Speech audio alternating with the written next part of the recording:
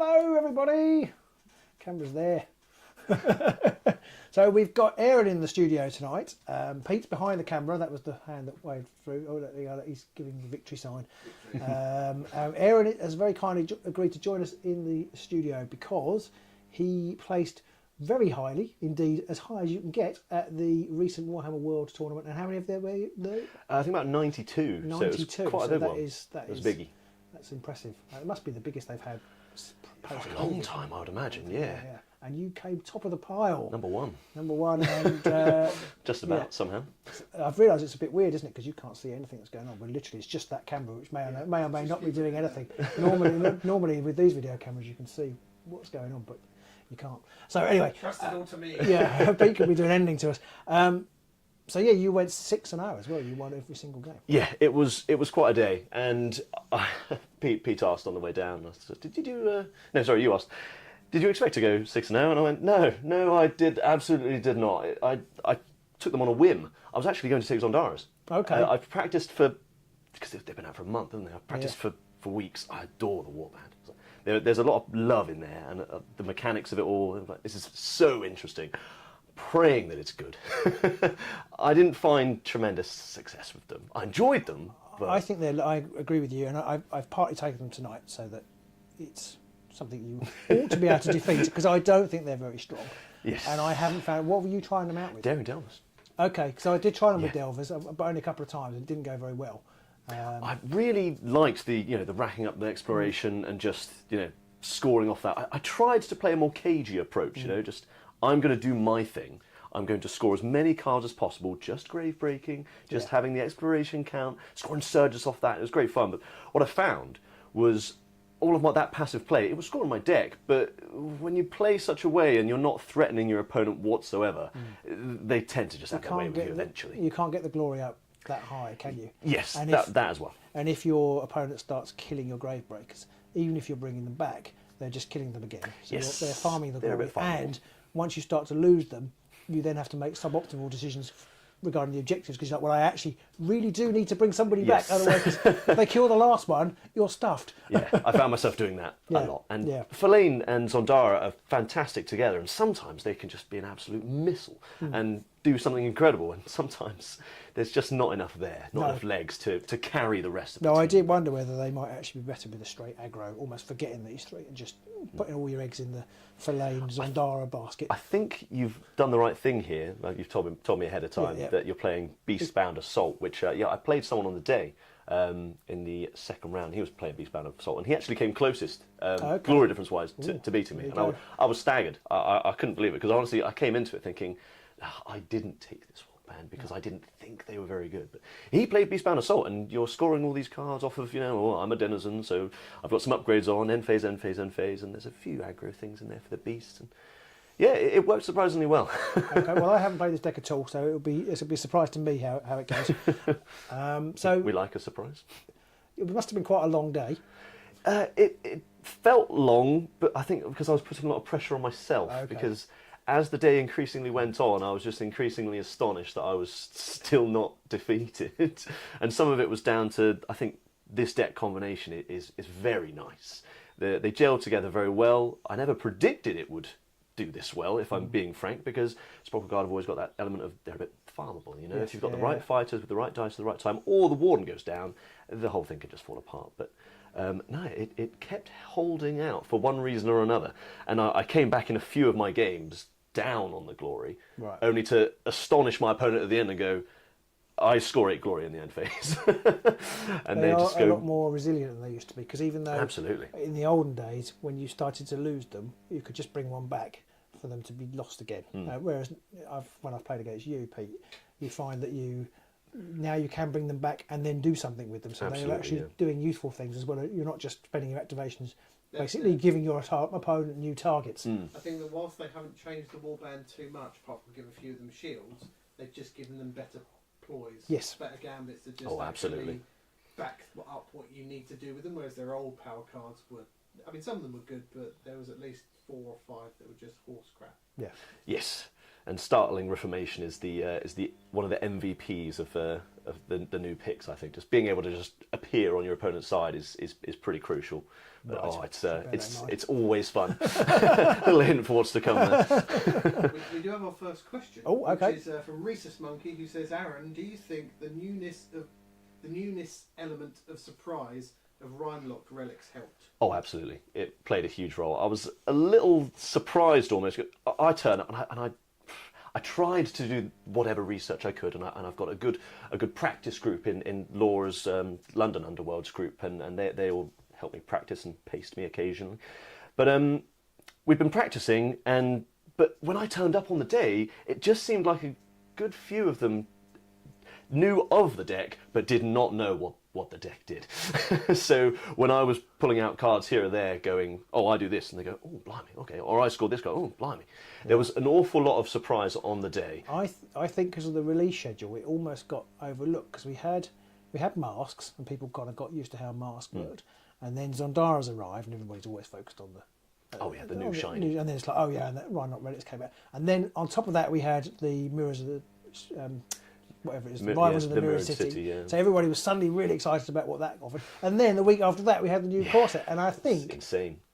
On paper, the Hungering Parasite and the Rhineworm's Bite are probably stronger than... They appear stronger than the Rhinelock relics, to the naked eye, as it were.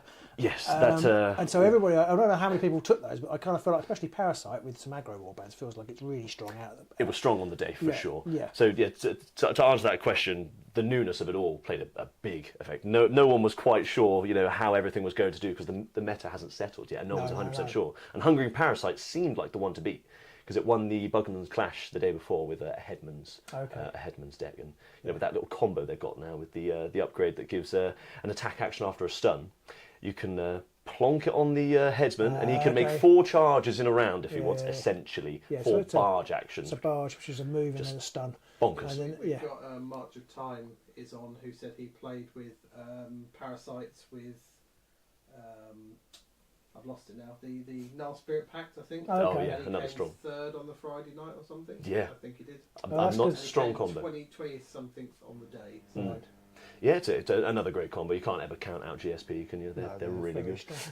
I didn't play them tonight, partly because I can never remember how they inspire alternative beasts, and partly because I didn't want to have an awkward time where I kept rolling crits and it all got very nasty. Oh, I thank you very much for that.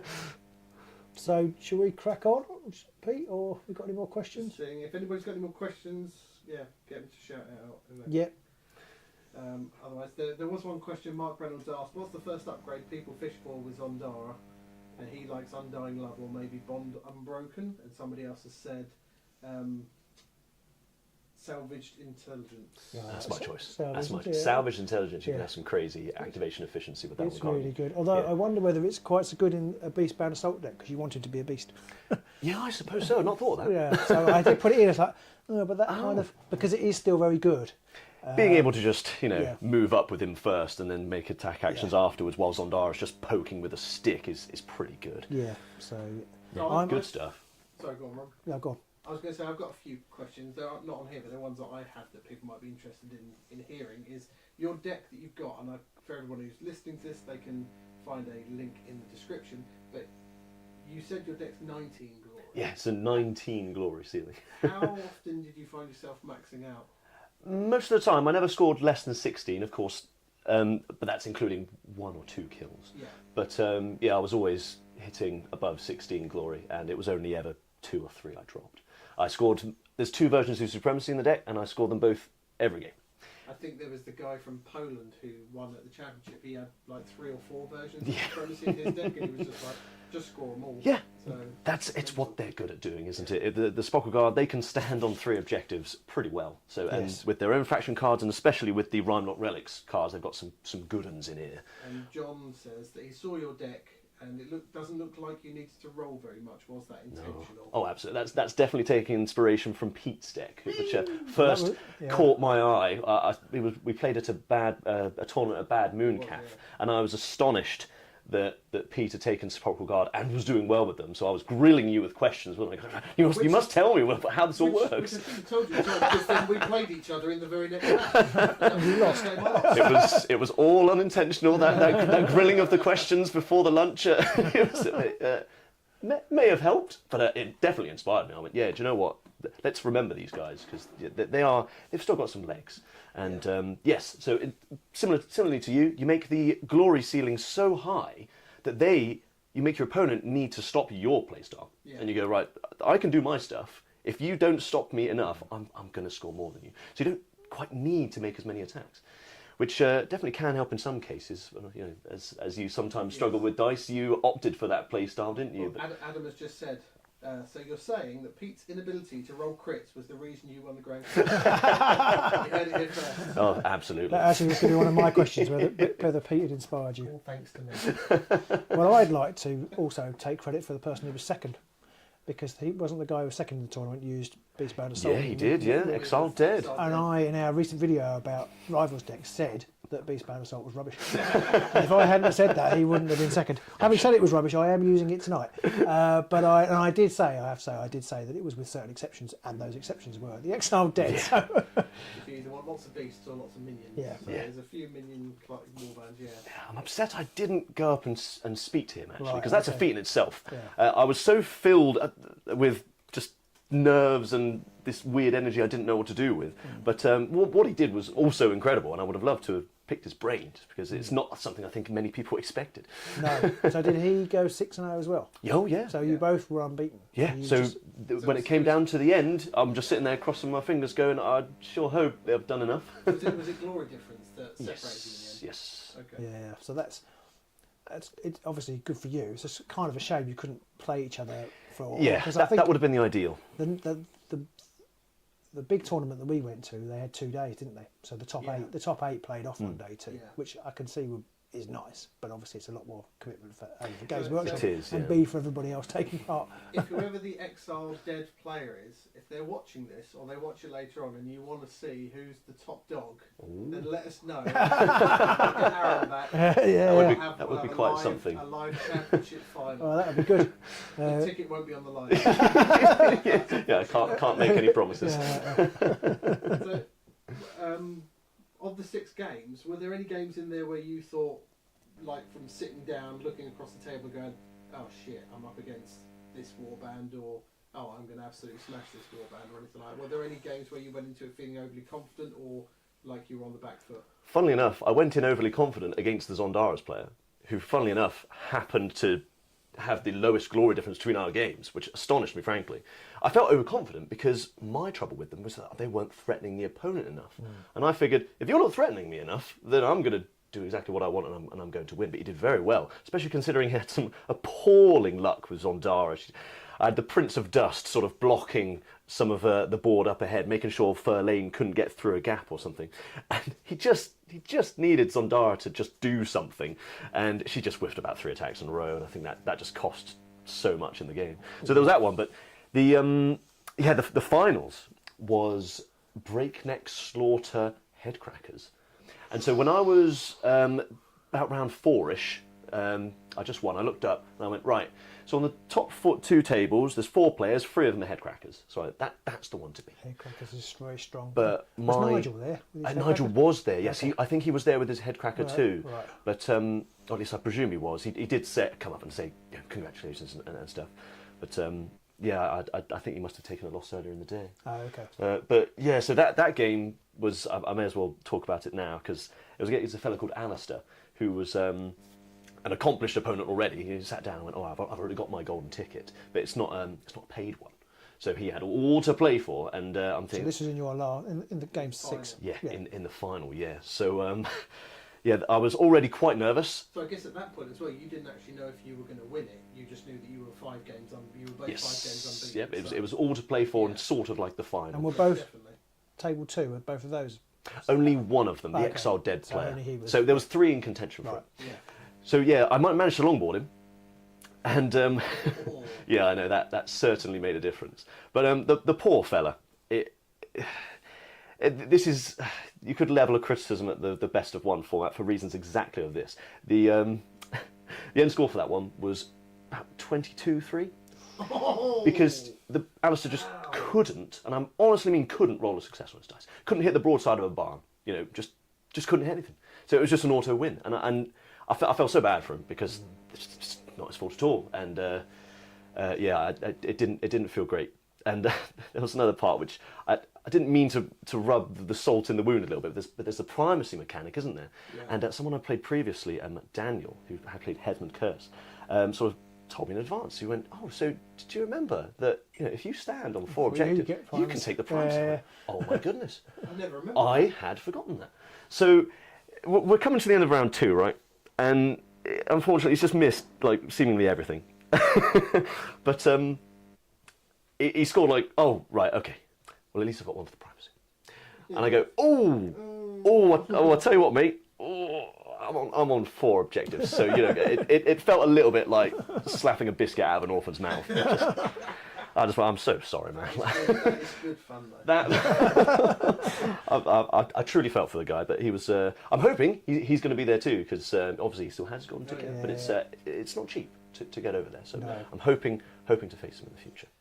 I wonder whether headcrackers are a nasty warband. They seem to wreck a lot of people, but when I was playing the Bad Moon, I played 2 headcrackers warbands, and I didn't sweat either game. Really? So I wonder whether Sepulchral Guard, one of those natural, rock to someone else's scissors if they're headcrackers and you're Sepulchral Guard. And I'd forgotten the 4 objectives gains you the supremacy. Oh, blimey! That means in some of those games I would have actually scored. You should have had some more glory. So. Yeah, it's interesting that because Robin played against headcrackers and they destroyed him. I played against headcrackers and I destroyed them, and then Robin played against me, and I think I beat you as well. But then you were playing somebody else that I'd lost to. It might have been it was me. You beat me, and then Robin beat you. So you've got each other's backs. I like it. Yeah, exactly. I was like, Robin just beat me up, and beat me up. You did in that game. Yeah, but your dice were perhaps as bad as Alistair's. Couldn't anything, could I? No. Well, it was funny. Yeah. But I think one of the reasons they are good against something like Mad Mort Breakneck Slaughter is that the fun part, which I love, they're a natural counter to cards like Rapid Strike. Yes, sorry, you want out of action fighters, do you? No. Yeah. Sorry, not today. And also, because of their new mechanics, you always end up in your opponent's half. So those ones for just being in your opponent's half and nobody in your half. Absolutely, you can just naturally counter things like Hurricane Force and things like that. It just all works. And there are so many cards which are, you've made X number of attacks and there are X number of fighters out of action. You're not scoring them because you just never taken one of my fighters down. Sorry, my man, but they're all alive again. And I found that with Force to Frost Discord, which is pretty good at destroying people, but I just couldn't do it fast enough. And they haven't got a lot of cards that are, but they've got a couple which are 2 fighters out of action, but you just can't bloody do it. Yeah. And now it's 3 fighters out of action. They just nerfed Chill the Grave, didn't they? Yeah. So someone asked a question about Void Cursed, and they said because John, one of our patrons, took Scavix, and he took Void Cursed Scavix, and he said if you'd played him, what would be your backup plan if your leader was Void Cursed? Oh yeah, he can't take his actions, can he? Can't. No, oh boy, yeah, that's not a tremendous amount of fun. The Warden would sound the charge and run in and try and murder stuff, I'd imagine. Might have to try and stab things now. Yeah, just go, well, he's got a pointy stick, it's range 2, let's give that a go. Yeah, there isn't much of a backup plan. I would make sure he's never on an objective, so that you can't do reshaping snare, I suppose. And things like, I'm going to make sure that I'm going to try and stay out of range of the ones that are dying, because there's a reaction in their deck for, everyone around them is Void Cursed. I would do everything in my power to just stay away from the Lurgy, the Void Cursed. We did wonder for a little while, because there's one card which says you can give this to an opponent and it makes the fight Void Cursed. Oh, so yeah. For a little while we thought, you could just put that on the Sepulchral Warden, but then we realised, no, your opponent gets to choose. It's their choice, yeah. That's going to go on the protection. Thank you very much. Yeah. Oh, I do love a bit of Void Cursed. So you played Headcrackers, and you played against, I can't remember the name of them, the Grave Breakers. Yep. Grave Breakers? Zondars, Zondars, Grave Breakers. Do you remember the other warband you played? Well, normally my memory is really bad, but it sounds a little sad. But now that this has become such a important day for me, because I've never won a tournament. I've been playing since 2018, so a long time, and I was always going to tournaments to play, and I was normally doing reasonably well, top third. And I've even gone once or twice where I've won every game. But I was pipped to the post because someone has more glory difference than me. So I'd never won. So suddenly it became like a really important day. So I remember all of it really well. But if I have to bring up another one, it was definitely round 4 against. Let me remind myself. Yeah, Daniel, and his Headman's Hungering Parasite. So I went, right, I know this is good. It won the Bugman class yesterday, for good reason. And I was so sad for the guy, because I didn't deserve to win that game. I can put my hands up right now and just go, didn't deserve to win. But if you're going to win a clash, you need a bit of luck on your side. And goodness me, I had the luck on my side. So first of all, he's made 2 charges with the other fella, one with the headman, one with the bear of the block. On 1 dice, 2 crit defences, one after the other. I went, sorry mate, like that's a bit rubbish, but fair dues. Anyway, so it's charged with 3. He's got the sharpener, and they have a card where you can put one of your ghosties on an edge hex and give them a charge token. So he did that, and he put them right next to the warden, right? And I'm thinking, okay, I don't like this. What are you doing that for, you know? And I was thinking, oh, you know, now that all 4 of them have a charge token, so the sharpener can make a little 1-range attack. Oh, okay, I'm not that scared. Then there's the Hungering Parasite card for, hey, why don't you swap 2 of your fighters and one of them has the parasite. So all of a sudden, in comes the Hesman with his 3 damage attack. He's got the reroll because you're both staggered, and it's going to do 1 more damage as the ping after because he had the last go. And I'm sitting there going, oh, flip it now. Well done, mate. That was actually quite impressive. Well done. I'm toast. I'm absolutely toast. And I picked up my dice and went, there's just no way I'm going to roll a 3rd crit. Blah, blah, blah, blah, blah. And I went, oh my goodness. I've just done it again. And I put my head in my hands. I'm like, this is nonsense. I'm so sorry. Like, they say you shouldn't apologise for your dice, but that didn't feel good to do. But it played a large part in why I was able to actually win that game. But so we've established that he cheated in 2 games. Anything else you want to confess? When you roll 3 single defiant dice crits in a row. Yeah, it's great. Oh. I wouldn't know. The guy I told you I was teaching last time we met at our local club, and the guy finally kept missing, and he finally made a successful attack, and I rolled a double crit. Of course you did. It's just like, you can't make this stuff up. I'm really sorry. I do have a charted and videoed history of doing this. I'm really, really sorry. We can't help it, Robin. But I think the again, that really helps that when you don't care about killing people so much as jumping on objectives, you don't care too much about the dice. But when you do roll those crit defences, not only does it keep your person alive, it doubly screws up your opponent because they need that hit to come off. Absolutely. And for you, it's just like, okay, I really like this person, but if they don't, I'll just bring it back again. But when they miss it, it's like, awesome. Oh, I'm not pushed off this objective, exactly. Exactly. I mean, I played against John. The other John. Not the other John. The other John, John Grant. And the first game I tried this Sepulchral Guard at deck out with him, and he had Lightbringers or Truth Seekers. Oh, yeah.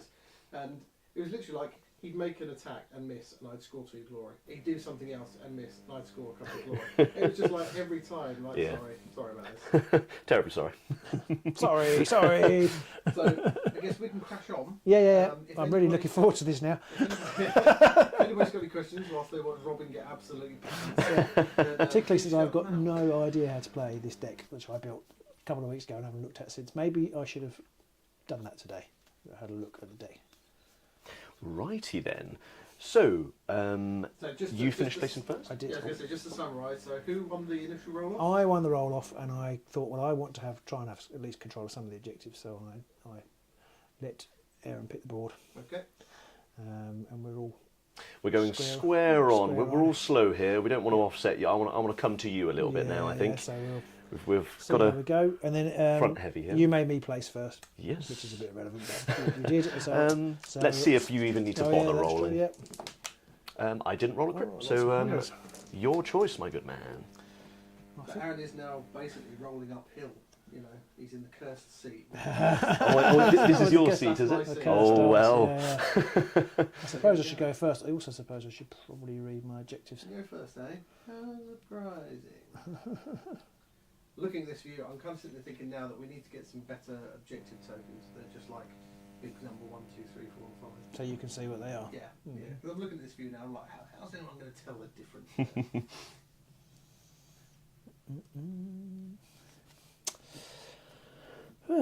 Well, I should go first. I need to remember how the grey break works.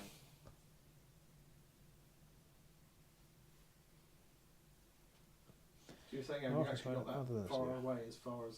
No. It only took me about 48 minutes to get or so. It's not too bad, actually. Considering I don't pay for petrol or anything, it's...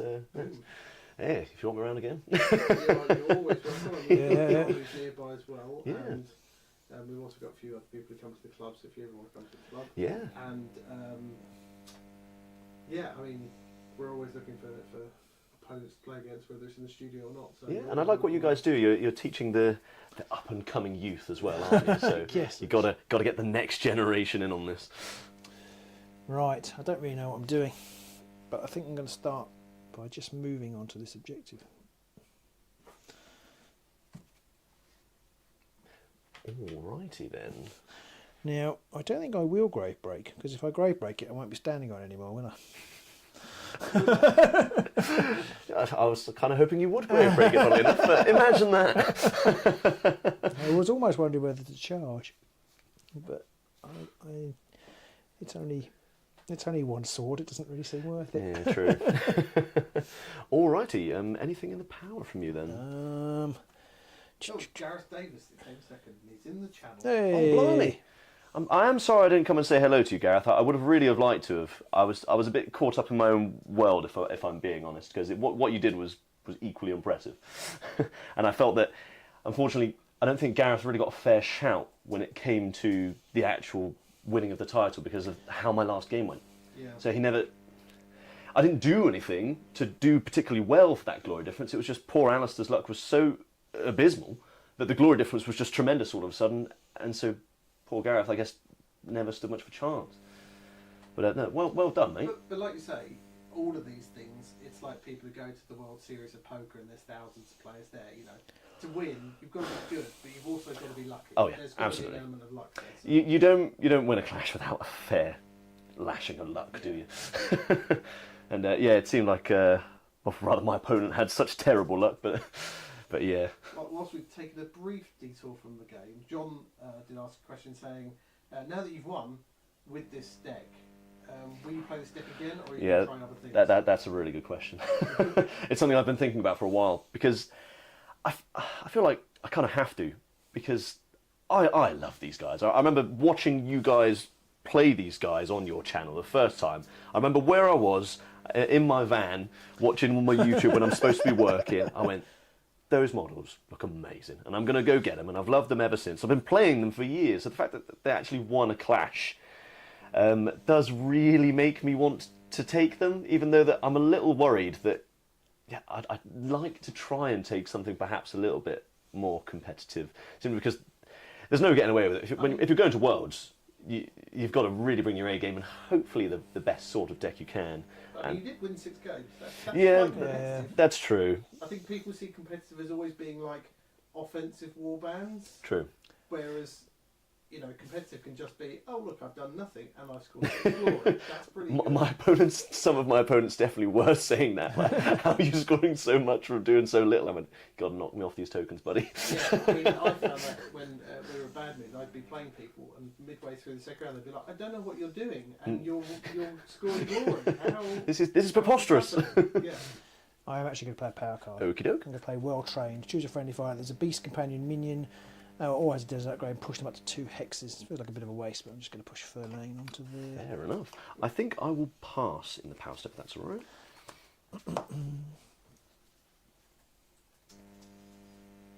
Okay, I've got nothing else. Is it into my first activation? Yeah. All right, I think I'm going to use the Warden, and we're probably going to be boring and move 2 fires. So let's plonk and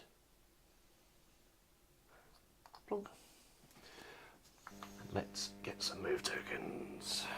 Bosh and bosh. Okay, I've scored something. Oh! That's your line, Aaron. I score. We stand together. Score this immediately after opponent's power step. If it's not actually after your power step. Sorry, I haven't scored it yet. Oh, there we go. Then in the power step, no. I will pass the power step. Okay, and do I actually want? Because it's me next, isn't it? I can't play that because I haven't got the glory yet.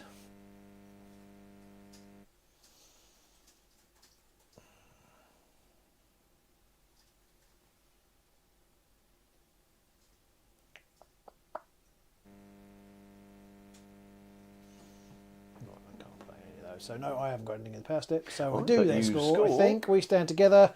2 or more friendly fighters are each a beast companion or minion, and have one on, or I have one on my identity as an upgrade, and 2 or more of those fighters are on objectives. Fair dues. Not too shabby. It's good start. Oh, I won't take a wound counter. I'll take a glory. Yeah, is they all right, Pete, or do you want it the other side? I've got it on the count. So okay. Shouldn't make too much difference. Okay, we'll call it there. Hey. New champion. Did you want to look at cards or not? No. No. Okay. We'll keep the mystery for the. All right. Okay. Fair enough. They won't always come and be like that. I can't think of a sports-related term saying the okay. last Now one. I wish I'd played a card. Never mind. You can still play one if you want. No, I can't. I can't. I've drawn it. The reason is because Oh, I've drawn this objective. So very honest really, of you. really cheating. Very honest of you. That's one of the bits that really fries my brain is that reaction sequence, inspire, react, inspire, score, and it's like you score it, but you don't actually get the new one until you get to the third. Yes, so it's strange. A lot of the time it doesn't matter, but there's a few times when it actually does really matter. So exactly. you should try and get into the habit of following the flow of it. Okay. So I've got nothing in the power step. All right, into your second then. Second, and I just.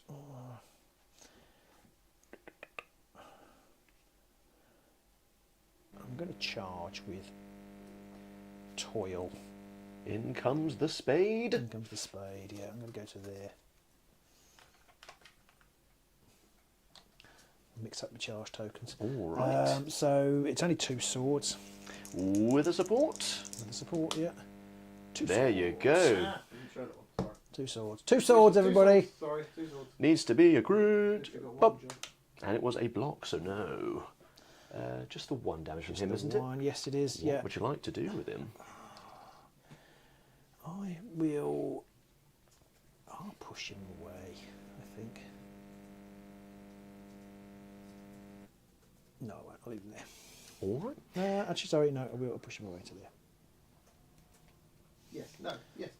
That is what playing me is like. Okay. Anything in the power step from you?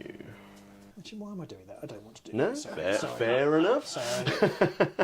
You're trying to throw me off with erratic movements. That's the only way I can. I'm just going to. All your fighters have gone. Oh no, he's tipped over.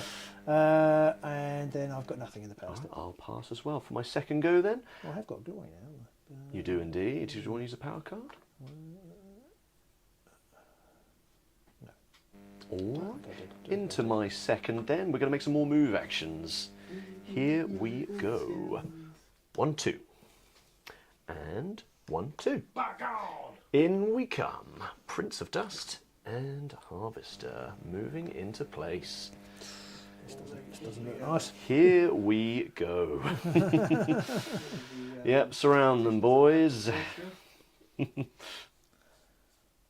All right. David says that he's about 3.5 hours away from us. But he's still happy to try and see if he can make it work. Oh, wow, okay. God bless him. Commitment. All right, maybe we can spring for a B&B for it. Travel lodge down the road. Exactly, yeah. We're talking about sleeping bag in here. It's quite warm in the summer. I'll pass on the power step. Okay. Still nothing exciting from me. Okay, so is it you've just had I've just had my second. Yeah. You went first, so we'll be moving into your third after the power. They're very like yours. In fact, the Warden, if you'd swapped them over, I would think that was yours. Mine had a different spearhead on it though. Yeah, well, apart from I did like your little kit spearhead. bash you did. It broke. Kit bash. It broke. Oh, so you did that because it broke, not because you wanted to. It broke afterwards. Well, it looked. Recently. Oh, that's unfortunate.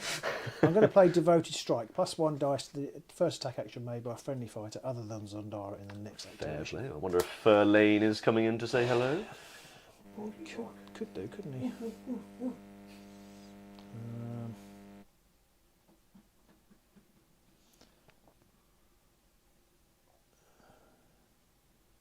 Yeah, I repainted a new set of the Sproggle Guard recently because I just fancy doing it, and I did like the snapshot grayscale kind of theme on them, and I've just done the eyes sort of glowy green. Very nice. I've seen all that done. It always comes. These guys always look good, don't they? They do. Doesn't matter how you do them. They look amazing. They both have 3 wounds, don't they? They do indeed. You must have faced this. Yeah, exactly. Yeah. So I'm just going to charge with. Oh, with Crack Tomb, is it? Here we go. Go there yeah, I'll go there. Charge with him. And it's 3 swords, because I played Devoted Strike, which is +1 dice to attack action made by a friendly fighter other than Zondara. So 3 dice. Swords needed. I've got a crit and a sword. That's how you do it. Can't block that. Still just the 1 wound, isn't it? Just 1 wound. I don't want to complain, but I wanted to support. And I will leave him there again. Fair enough. Anything in the power step from you, my good man? No. All right, you've left me with an interesting choice here.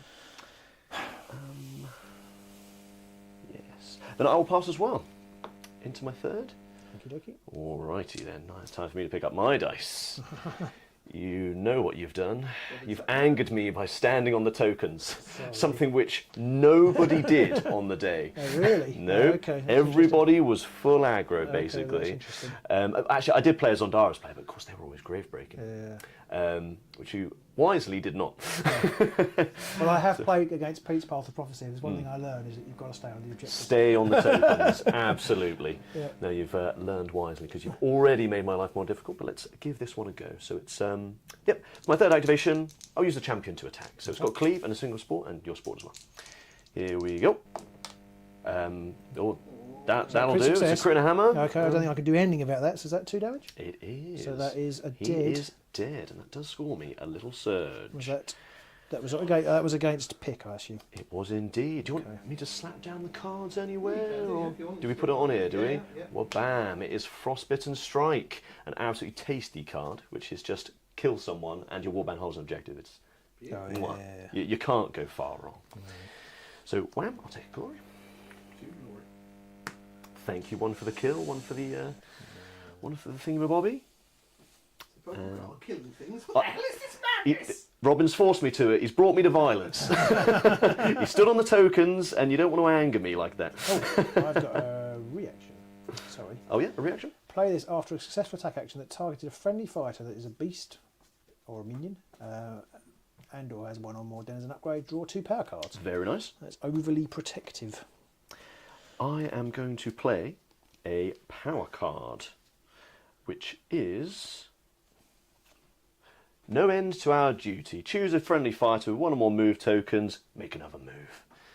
The plan comes together. So he gets another move token for all the difference it makes. Anything from you in the power, mate?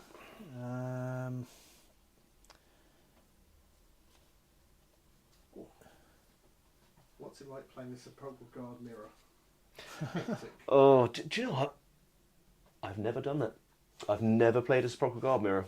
Have you ever done that, Pete? No, we did once, many years ago, when they were the old version. It must be back mad. then it was mostly really bad attacks. Harvester just going for it. Was never really a thing, so. Anything from you in the power, mate? No, I don't think so. Then we're about to see our first rhyme-locked upgrade. Okay. Well, not see it just yet, because I'm not going to show you, because it goes face down. It's going to go on Doug, or as you guys like to call him, Mr. Crawley out of the ground, and it goes face down.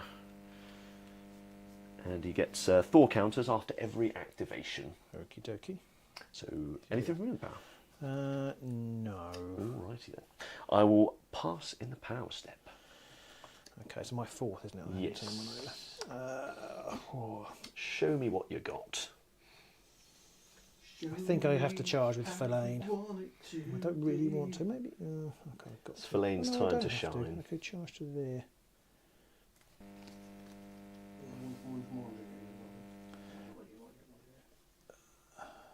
I realised we've got a 4th camera slot spare. We could hook another camera up to show the cards and have it like. Oh yeah, that would be clever, wouldn't it? Okay, I'm actually just going to charge with Zondara. So there. Yeah, fair play. Yeah, you're going to plink like a little bit of damage on all my dudes. Yeah. Fair dues. So it's just 2 swords. True to form, another crit. Here we go. Crit, yeah. Let's see what we I get. missed the crit. How many crits? Oh, I also rolled one. A crit back, but I can push me. I will. Both rolled a crit attack or something at some point Yes, as well. I rolled a crit in my attack. Yeah, and, you are a crit success, and I rolled at least one crit early. You've got a couple each, I'll put it down. Yeah. All right. That's pretty good. Any power from you? Sorry, you pushed. Each point where you pushed that fight back, so I had it on the wrong view. So yeah. Thank you. No power. After your activation, we get a Thor counter. Boink. All right. Is it my last activation then? I'm going to pass in the power. Champion's going to go again. Here we go. Charge token. He didn't have a move token, did he? No. All right. So I'll attack the only available person I got. Oh. Here we go. I like your dice, guys. These are nice dice here. 2 damage again? That sword isn't a success. Oh, it's not? Okay, so I can, in theory... Come on, you can give me one of your own. Go on. No, just a dodge. Snakes. So he's dead. I mustn't forget to resurrect them. After my activation, we get another Thor counter. Oh, so it's not going to flip this round, basically. But, yes. In the power step...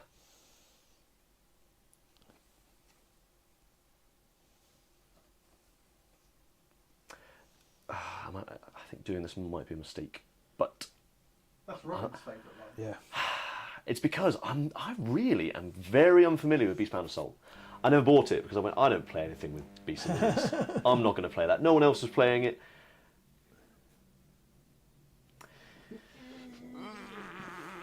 No, I'm just going to play it. Not going to take any chances here. My fighters that are on objectives cannot be pushed. Okay. And it seems maybe a bit of a waste, but I'm going to try and guarantee you haven't got some card which pushes me off.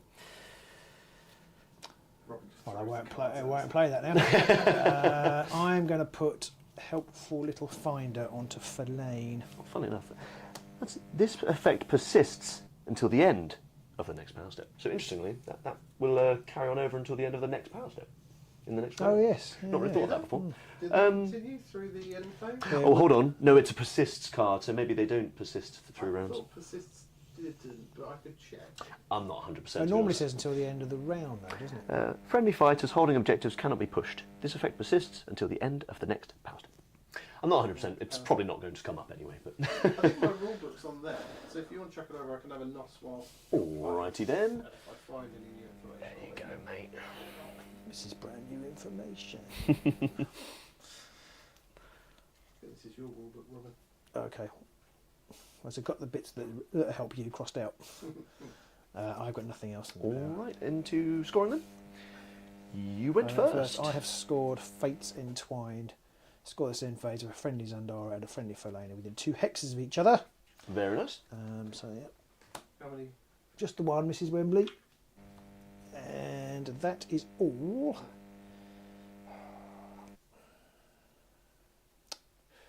I'm going to keep both of those, which I will probably regret in about 5 minutes, and just draw. Actually, no, I can put, but I need to put a card on, don't I? I'm going to put Broken Heart onto. Oh no. I can't get that now. I lost biscuits. I'm going to put Broken Heart onto Zondara. All right. Is that you all done with your cards?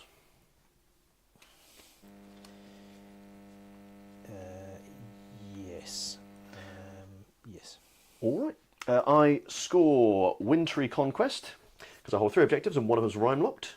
Even when it's face down, it's rhyme locked. So yep. 3 glory, and that is it. So I score 3 glory, which puts me on 6. I wonder whether they're going to end up FAQing it so that they might. Rhyme locked aren't rhyme locked unless they're up. Right. Yeah. Because, they very well could. Because I feel like that was the intention, but they just messed up with the.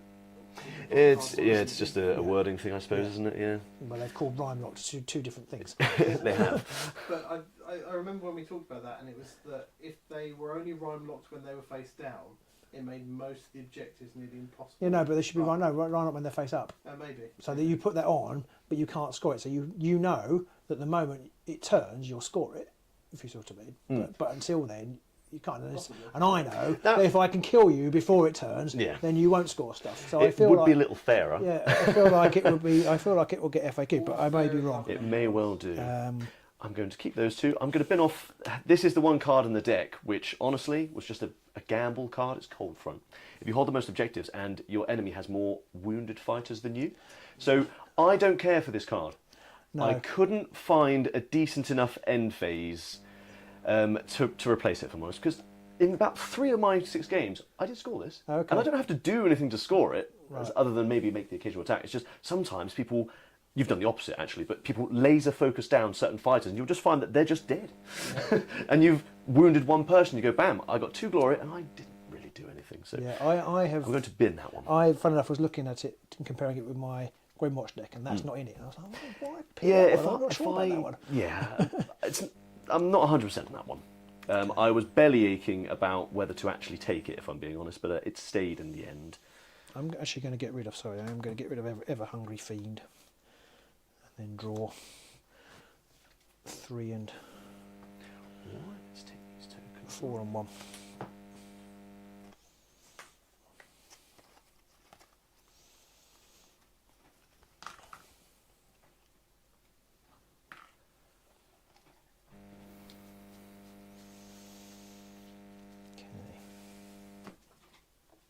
Got any questions, don't forget to shout them out in the comments below and I will pass them over. Not scoring that.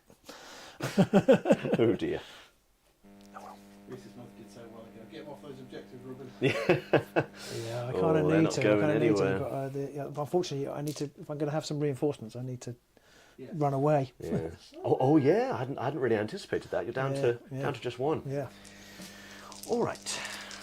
Here we go. I got a crit and a double. I got no crits. Some other things, but nothing else. Okay. So at the start of the action phase, I can give this fighter 1 upgrade from my hand. It does not cost any glory points. Very nice. I could draw a power card and then break this card. So I'm going to give...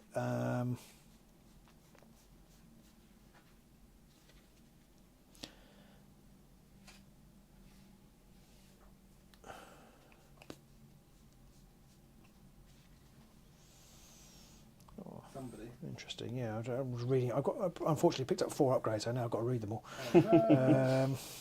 Just pick one, just at random. Somebody had asked about Sepulchral versus Sepulchral Guard mirror match. I think you'd always be fighting over that middle objective. Oh, absolutely. Oh, I'd be a bone bath. Oh, yeah. Bones just around this last objective, and everyone's just like, need to get to it. Oh, absolutely. You'd be able to make great use of those cards like ceaseless attacks and stuff like that. If there was just an amalgamation of just all the skeletons meshed together and you're both slapping down ceaseless attacks to go, oh, by the way, everyone else gets to make the attack too. Yeah, that certainly would be entertaining. It's interesting. I think I probably messed up, actually. So I put Deadly Swarm on to Fellain. He can't have attack action, so that would definitely be a mistake. I'm going to put Stalking Terror onto Fellain.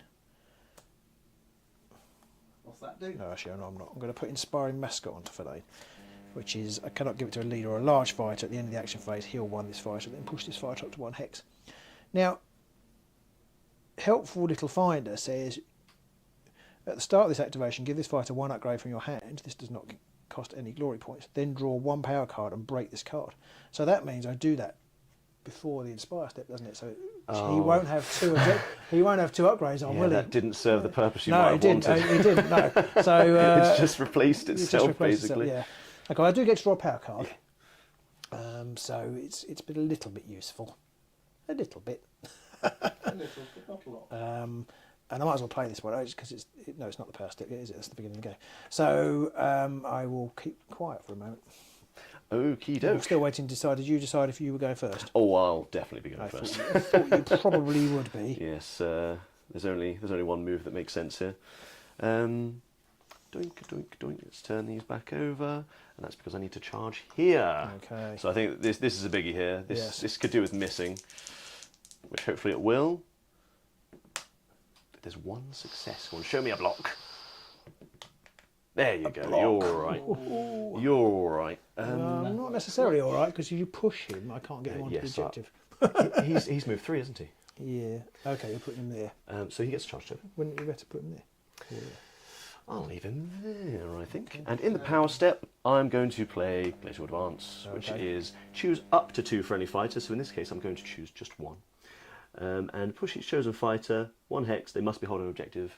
Give them another charge token. So bada bing, bada boom. So he gets 2 charge tokens now. But I am now on 4 objectives. Oh, you've been primacy. Got primacy. Oh, it's all mine. Okay. Forgetting about primacy. I never thought of it either. No. It was only thanks to that nice fella Daniel when he told me, because I've only faced headcrackers a handful of times, so it's just never really come up. But yeah, it makes a big difference. And these guys can absolutely stand on 4 objectives. Mark asked, didn't Aaron charge with the champion? But that was you didn't charge with him twice, did you? The champion? Yeah. No, I attacked because he moved onto the objective and didn't charge me, so he was just standing next to the champion. Yes. Going, okay, well, for my first go, I'll just make an attack.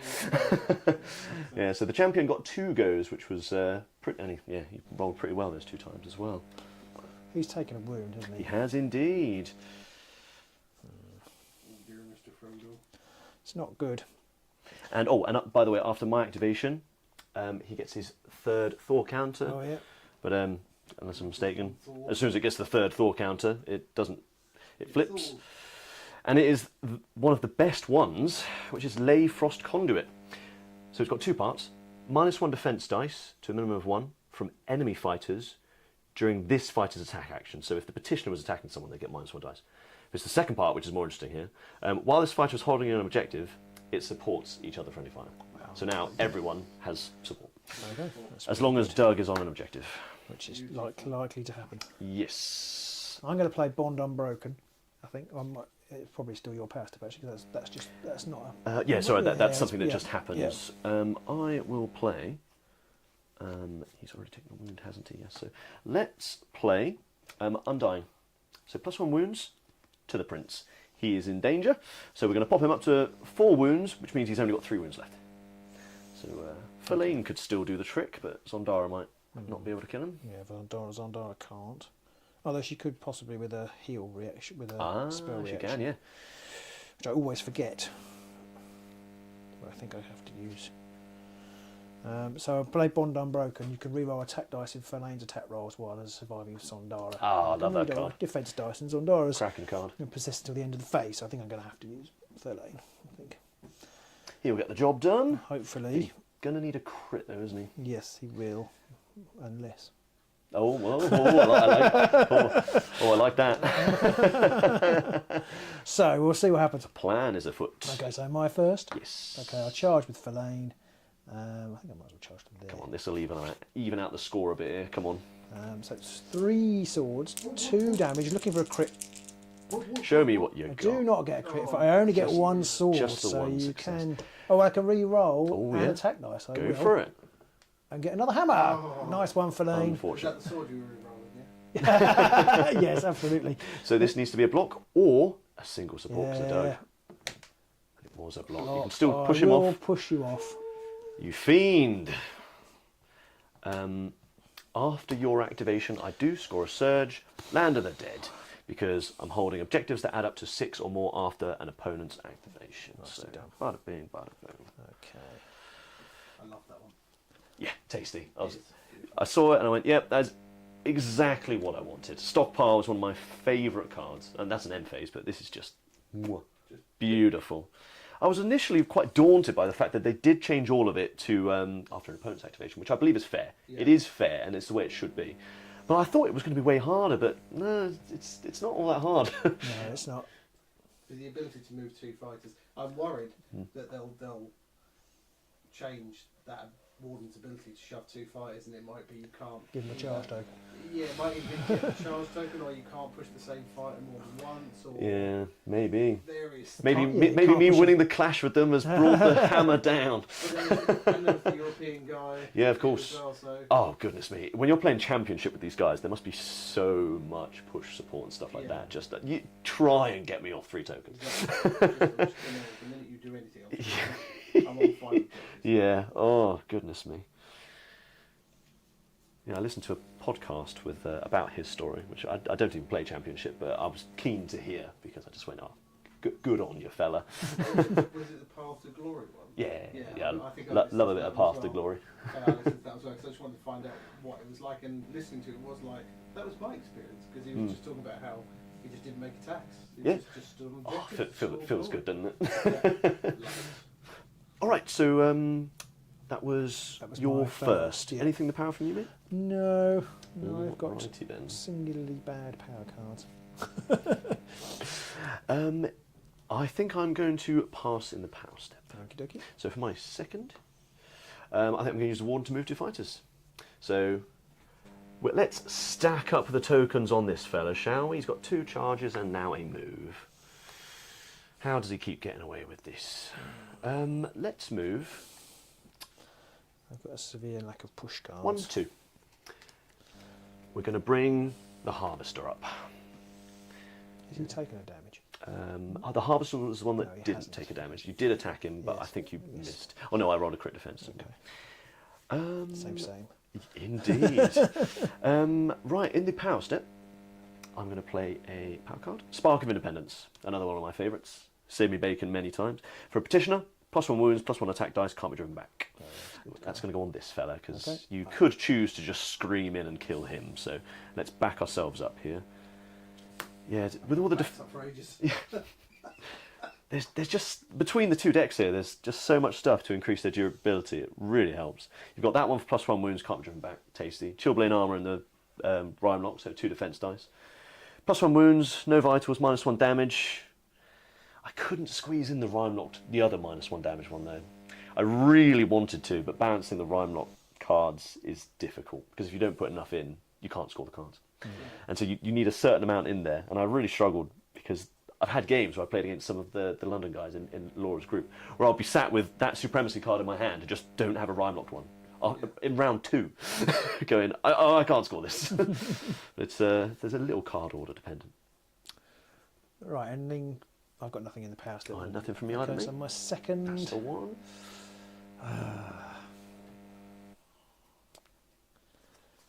While you cogitate, Robin, Black Sheep asks, if you could only play Destruction, who would you pick? Headcrackers. Solid shout. Solid shout. You, Aaron?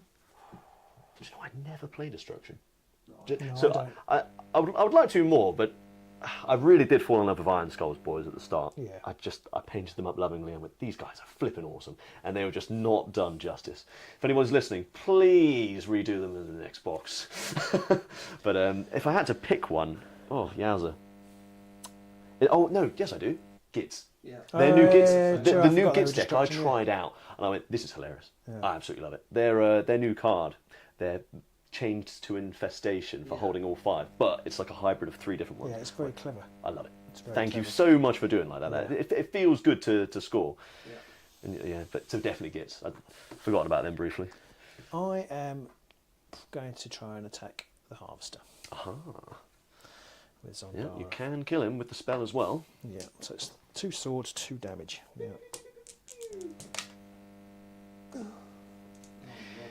Would you like to do the spell? I will, on the off chance. That's not with that dice. Defense dice. I shall fail that too. Well, you're a level 2, isn't it? Yes. I'll tell you what, just for you, Robin. I think I've played that. Every time I've played that, I think I've just rolled 1 dice because I forget that it's. I think I've just taken it as you roll 1. Yeah, because it.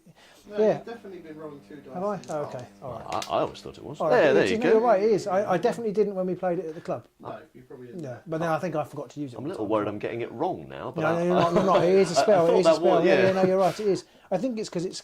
I don't know what it is, but anyway. Because it's an action rather than a spell Yeah. card. Yeah. After your activation, I score Undying Watchman, because the Prince is holding an objective in your territory and I'm holding one in mine after your activation. So 2 glory for that Should one. have taken the Prince. Mind you, I missed anyway, didn't I? Blimey. Another favourite. Oh, yeah. Swift Capture was always a favourite, and as soon as they printed it for 2 glory, I went, oh, you beauty. Absolutely love it. Right. Yeah, I've got nothing. All right. So that was your activation. Is it my... Well, let me double check the power set. Is it my third? You went first, didn't you? Yes, I did. I've turned over 3 counters, but I'm wondering whether I shouldn't have done. I think you only had 2 goes. Yeah, I've only had charged 2 goes, yes, and you've yes. attacked, Yeah, so okay, you're all right, mate. Yeah. So for my third go... Some people say green track as well.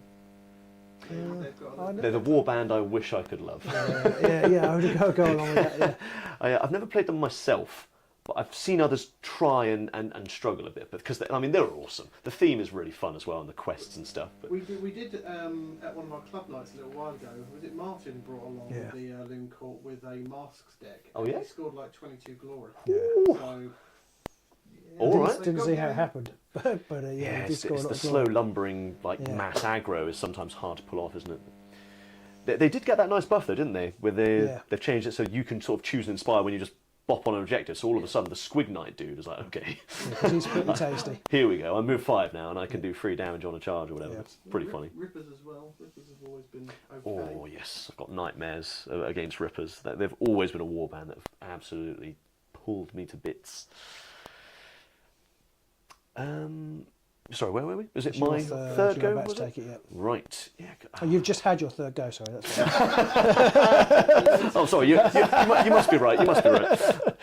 Like, if you say so. I mean, I don't remember it. Normally, I'd be bringing back more fighters, but unfortunately, you're suffering a little just there, aren't you? Rub that salt into the wound. So for my third, I'm just going to use the Harvester to take a swing. So it's 2 Fury, but he is supported by Doug because of Leyline Conduit, or Leyfrost Conduit. You're in a commanding position when you're attacking with the Harvester. Yeah. We'll take it. Here we go. It is 2 successes. It's just 2 damage. I'll drive her back 1 if that's all right. Yeah, that's fine. Just towards objective 2, yeah. Dear. Oh, actually, I can reroll a defence dice. Do you mind if I don't drive you back? Yeah. Do you mind if I reroll my defence? Oh yeah. You've got the card, haven't you? Reroll it. Might get a crit. I do not. That's 2 damage, and you're not pushing her back. No, sorry, I will actually. Sorry. In, out, shake it all about. You do the okie dokie. Right, yeah, that was my third go, and I will pass in the power step. Okay, my third, I will charge Zandara to here. Here we go. In fact, I'm here, aren't I? I will charge Zandara to here. Got me 1 defence dice. Yep, so it's 2 swords with single supports. Oh my god. 2 hammers. I seem to just curse my can't opponents. Roll anything. I will try and do the spell. 2 dice? Yes, thank you. Oh! There you go. So that's we're 1 we're damage. slowly racking up the damage, and that's on the Prince, right? Yeah, and I'm going to play a power card. Very nice. Oh, I might have scored something. As well. Score this immediately after attack action if a friend... No, it's not. Ignore me. Didn't score that, but I am going to play... You've scored something. Yes, I'm just tapping it down so I don't forget, but you go first. I'm going to play launch and attack. Choose a friendly fighter with 1 or more upgrades. Break 1 of those upgrades. She'll break that one, and then choose an enemy fighter within 4 hexes of chosen fighter and deal 1 damage to both the chosen enemy. Sorry, not to both. There's a piece of something on the card. If you broke a denizen card, stagger the chosen enemy fighter. Well, I didn't, and you're dead anyway, aren't you? He's got 4 wounds. Oh, he's got 4 wounds. Oh. Yeah. Do you still want to play it? You pull that face again, just for the stream.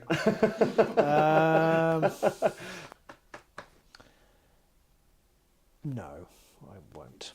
After your activation, I score Glacial Dominion, which is just hold an objective with a rhyme locked after an opponent's activation. Okie dokie. Easy peasy glory there. Indeed.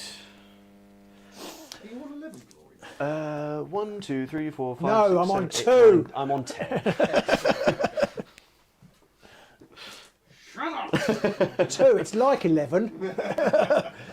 Depending on where you live. Okay. Anything power from you, mate?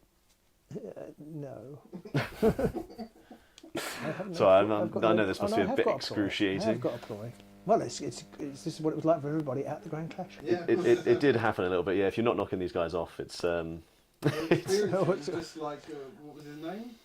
Any of them. I was having, yeah. Poor Alistair. Well, I have missed a lot of attacks, but I think I possibly should have gone after warning with Verlaine, but you'd have just run off anyway, so I'm not sure it would have helped. But anyway. He could have just missed his attack again, couldn't he? Well, that's true. It's kind of starts, oh, well, I could have done this. It's like, well, if you don't hit anything, it doesn't matter what you could have done. Yeah. Is it my last go? It's your last go, yes. Right, then we're going to move some fighters. With the Warden, I mean. So we'll move 2 fighters. Let's go 1, 2. And why not? Let's move this Petitioner. Okay. That is my last go. Okay, funnily enough, still have nothing in the power step. For my 4th go, yep, I will come in with Hammer Guy. 1, 2, 3 to there. Now you've got a chance to kill him with that. Now I have got a chance to kill him. Do you know what? I'm rooting for you at this point. 2 swords. I've rolled hammers pretty consistently. You have, haven't you? I think that's been the problem. 2 swords, and it is a sword. I still want an assist. No, it's only Verlaine. So this needs to be a block or a single support because of get a single support. I may throw that Petitioner out the window. Oh, it's the whole lot got to go out the window. There you go. I hasten to add these are not my dice. No. Icy Grip. I hold an objective in my territory and I hold an objective in your territory after an opponent's activation. I'm so happy for you. You're just experiencing what a great number of other people did on the day. I have had a Grand Clash experience like this. I played against the Profiteers and I missed everything, and they hit everything. And they had the cards that they still score when they miss as well, so they hit everything. And then they miss. Warning shot. I score a warning shot. And I had like 0 glory. Obviously I was playing the Godsworn Hunt, but I had 0 glory. Like, can you just punch me in the crop? Glutton for punishment. So I've got nothing going on here. Alrighty then. That was your last activation. And any power from you, mate? No. I pass as well. I went first. I score 5 glory. Retake what's ours, which is the supremacy for holding 3, and one of them isn't in my territory. And this new one, Icebound Defenders, which I absolutely adore, which is hold 2 and hold all objectives in 1 or more territories. So if there's only 2 in your territory, you're holding 2 and you score it. Or if there's 1 in no man's, you can just hold those 2 and you'll score it. Fantastic card. Absolutely love it. So that's 5. 1, 2, 3, 4, 5. I haven't scored anything because I can't hit a barn door with a banjo. You've made me do this. I'm going to discard They Keep Coming because they don't. They don't. They're not coming. They're staying put. I'll keep these 2, I guess. I'm going to get rid of them. Actually, sorry, I guess. Do you know what? Do you mind if I don't discard that? Because I've only got 2 cards left. I literally have. I don't care. No At this point, I don't care. I need to throw the towel for you. I'm basically leaving very shortly. Yeah. He's already I'm going to get rid of Unbeatable Team because they're clearly not. Bloody lie. Oh no, it's Beatable Team. I score 2 glory for being utterly shit. I need to be on objectives, ironically. So that's not happening. So I'll get rid of that. I will. Whoops! Apologies for that. That was my little box. Hopefully it's still alive. This one thing wasn't clipped to anything. That's all right. You should chuck it back in your pocket if you want. Yeah, we go. On the table. I think last time I tried to stick it on the table, I ended up flying, so I'm going to draw a new card. Oh, it's another search card that I won't be able to score. And I'm just going to draw 1 power card. Or maybe I should throw something away because I've got so many upgrades.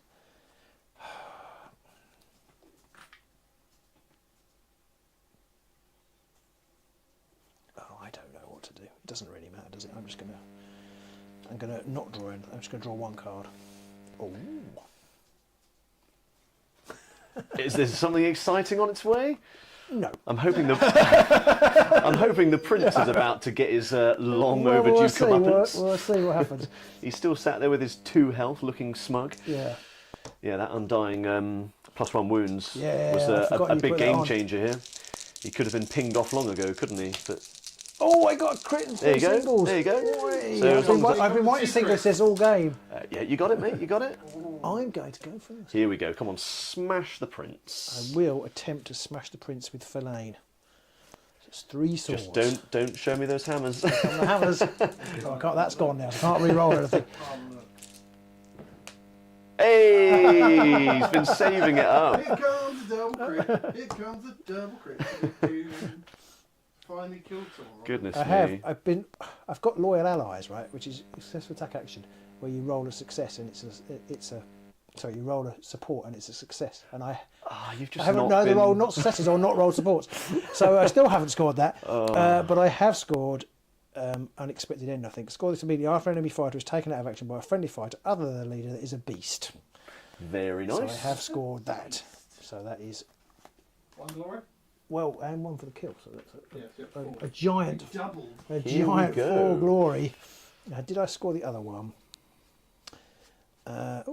Score this immediately after attack action. Fighter. I didn't read this. Score this immediately after an enemy fighter is taken out of action by an attack action made by a friendly Zondara or a friendly Fellain. When you score this objective, gain 1 additional glory point if a friendly Zondara or a friendly Fellain supported them. That's so 2 that's another glory. 2 glory. Here we go. That's 2 glory. Turn around begins. 1 and then you get an extra 1 because Zondara was supporting. You're up to 6. That's a 4 glory kill right there. Very nice. If I had rolled a support, it would have been a 5. I would have got an extra. That would have been 1 for the books, though. Yeah, it would. Right, so that would have been a 5 glory kill. Yeah. Rolled too many of those pesky crits. So I get 2 more objectives. Oh, I might be able to put some of these upgrades on. How exciting! Right. I guess that underlines the problem there, that if your deck relies on killing things, and if the dice hate you, you're just screwed. Yeah. And that's what I found with Zondaras. They're all swords. Yes. And there's only 2 that have got any punch. She only rolls 2 swords. It's Zondara herself, so she. 2 swords is shit. It's weird. 2 swords is shit, but 3 swords is good. I know that is an extra dice, but makes a lot of difference, I suppose, isn't it? I think it's because your chance of rolling a crit is near 50% of that. Yes. Point. 51% or something. Yeah. Righty then. Anything in the power from you, mate? I feel like there ought to be. It's time to make big changes. But actually, I haven't got any defensive upgrades, so I'll wait and see. Wait and see what happens. I'm going to go ahead and pass in the power step, mate. Okay. So my first go, very unexciting. It's the Prince. Bring he the is Prince back. Here comes the Prince. That's my action from the Warden, and I'm going to do diddly squat. So it's okay. So now I have to decide what to do. Oh, I could actually inspire some fighters. That's exciting. I should have done that last time actually, because they would have got better, wouldn't they? But not that you were going to attack me. So I'm going to put Deadly Swarm onto Zondara. I thought you said Debbie Swarm then. I'm going to put Debbie Swarm. Debbie Swarm. And that inspires. Don't mess with Debbie. That inspires Fellain, because she's got 2 upgrades on her. Indeed. And I'm then going to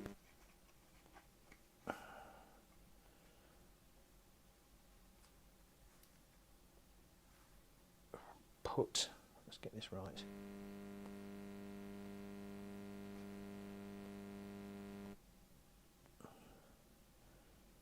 I've got plenty of glory actually. Stalking Terror onto Zondara, which in turn, onto Fellain, which in turn inspires Zondara.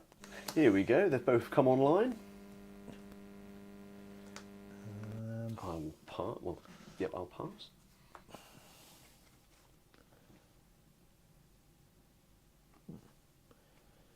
And don't really feel like I'm going to score that.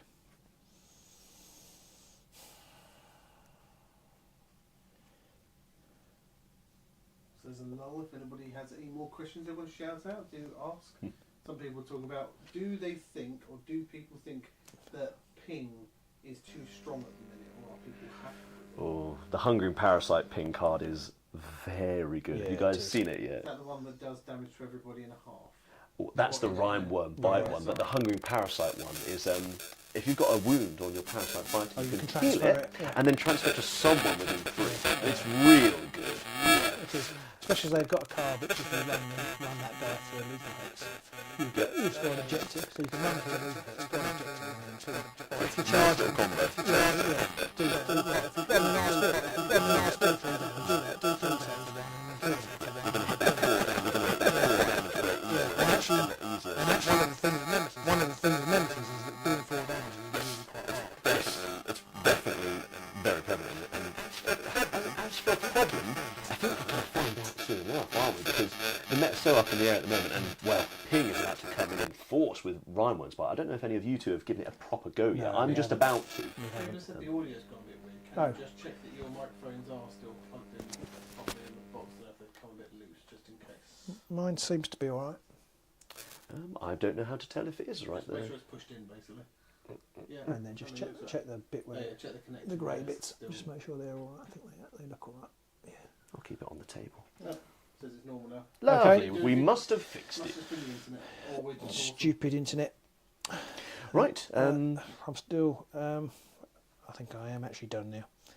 So it's the end of the power step, and I score Cruel Hope. Score this immediately after a power step, and if a friendly fellaine has 2 or more upgrades. Very nice.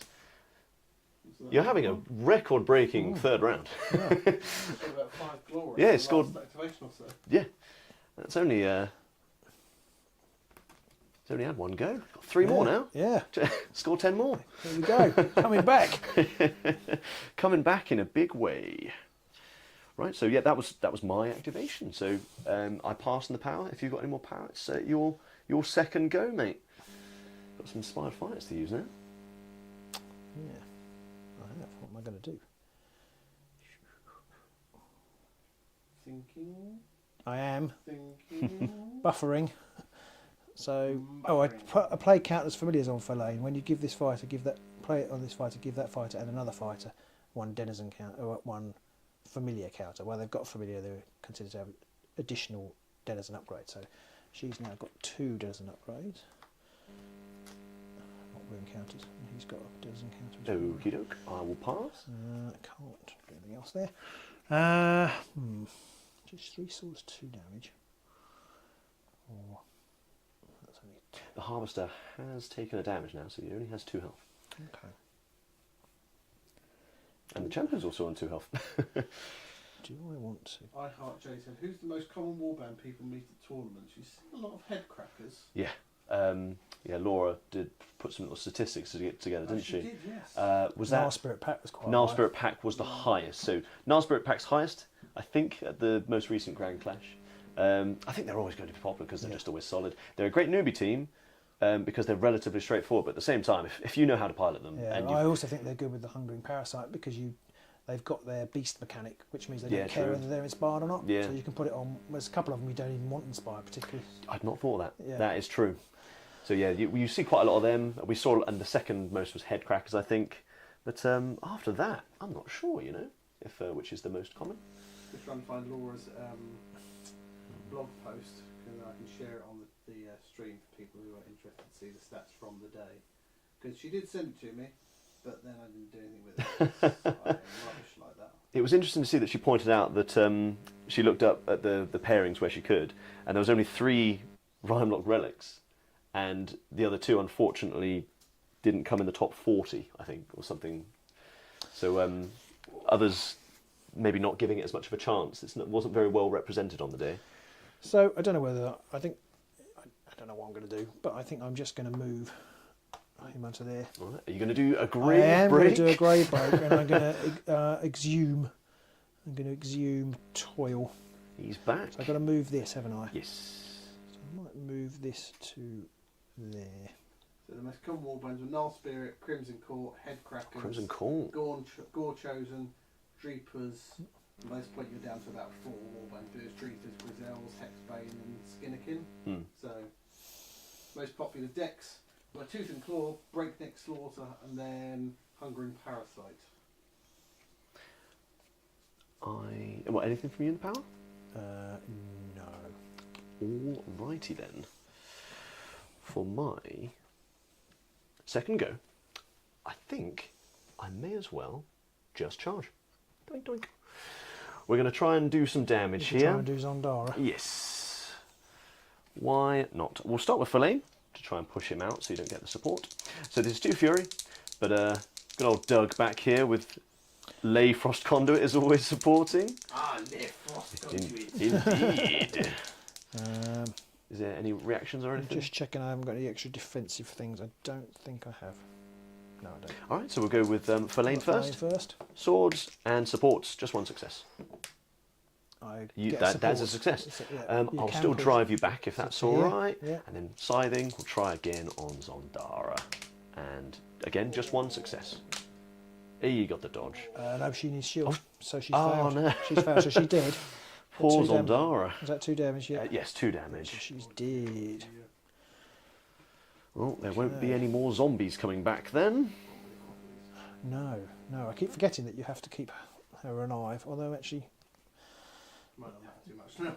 No. Alright, so that is the end of my second. I will pass in the power step.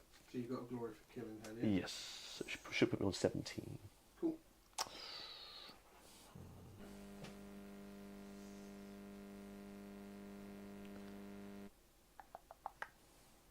So how many wounds has he got? 2. Not the most healthy. No.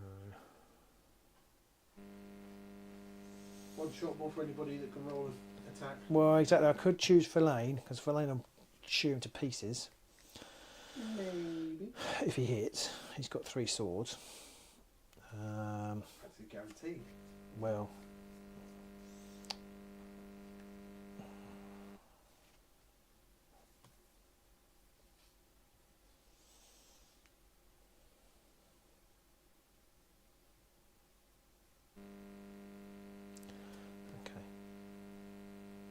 I have nothing in the power. Alright. So my third? Yeah. I'm actually going to charge with... I don't even need to charge. He's range 2. That's range 2. I'm just going to hit you. He's got his spade. Oh no, I didn't. Do you need to be adjacent to me to do that ping? No. Let me just check. Range 1 or range 2 this fighter supports. Okay, so Verlaine is supporting him because he's got... Still trying to make that supported attack. I'm still trying to make that supported attack, yeah. Yeah. There's 2 swords. Bound to come up eventually. I think there he was. There we Crit go. sword. There we go. So no, still no support. No. It's 2 damage. Does that spade do 2 damage? Yeah, it does 2 damage now. He's inspired. Very nice then. He is out of here. So No need for it. I didn't realise he went up to 2. Nice. They get deceptively quite good ones though. Is that your charge token? That was your charge token, wasn't it? Yeah. Yeah, I've just been popping them all. Yeah, back that's in fine. that I just wasn't sure if I'd left it from Zondar or left it from Verlaine or whether yes, it was yours. the Harvester's one there because he charged there. Yep, very nice. Okay. Anything in the power step from you? No. All right, then for my third go, we're bringing back the Harvester. So that's the Warden's ability. In my third activation, bring back the Harvester. He inspires and so inspires. But that does score me. They keep coming, which is the one you gracefully let me pick back up. Yeah, so score if you've raised a fighter and someone else has a raised counter. So there we go. We'll snag one for that. There's another one that's similar, which is you give someone one you've already given somebody one that round. And I always get that one mixed up because... Yeah, it's 2 in the same. It's 2 raised counters in the same phase, so it doesn't have to be the same. It's just 2, and I found that one to be a bit too much for me. Yeah. This one you can just set up in the early game, res someone in the first round, then in the second and third round, it's just 1 action or 1 card to just score a surge. But yeah, 2 in the same phases, I don't like quite as much. No. So have I got 1 activation left? Yes, I believe so.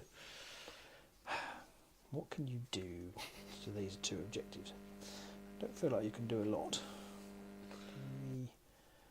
There. You've got 3 fighters inspired. I do indeed. Oh, that's annoying. Yeah, I've only res 2, but the Warden inspires when there's 2 others. So happy days. No, it's not. Happy skeleton noises. Bums.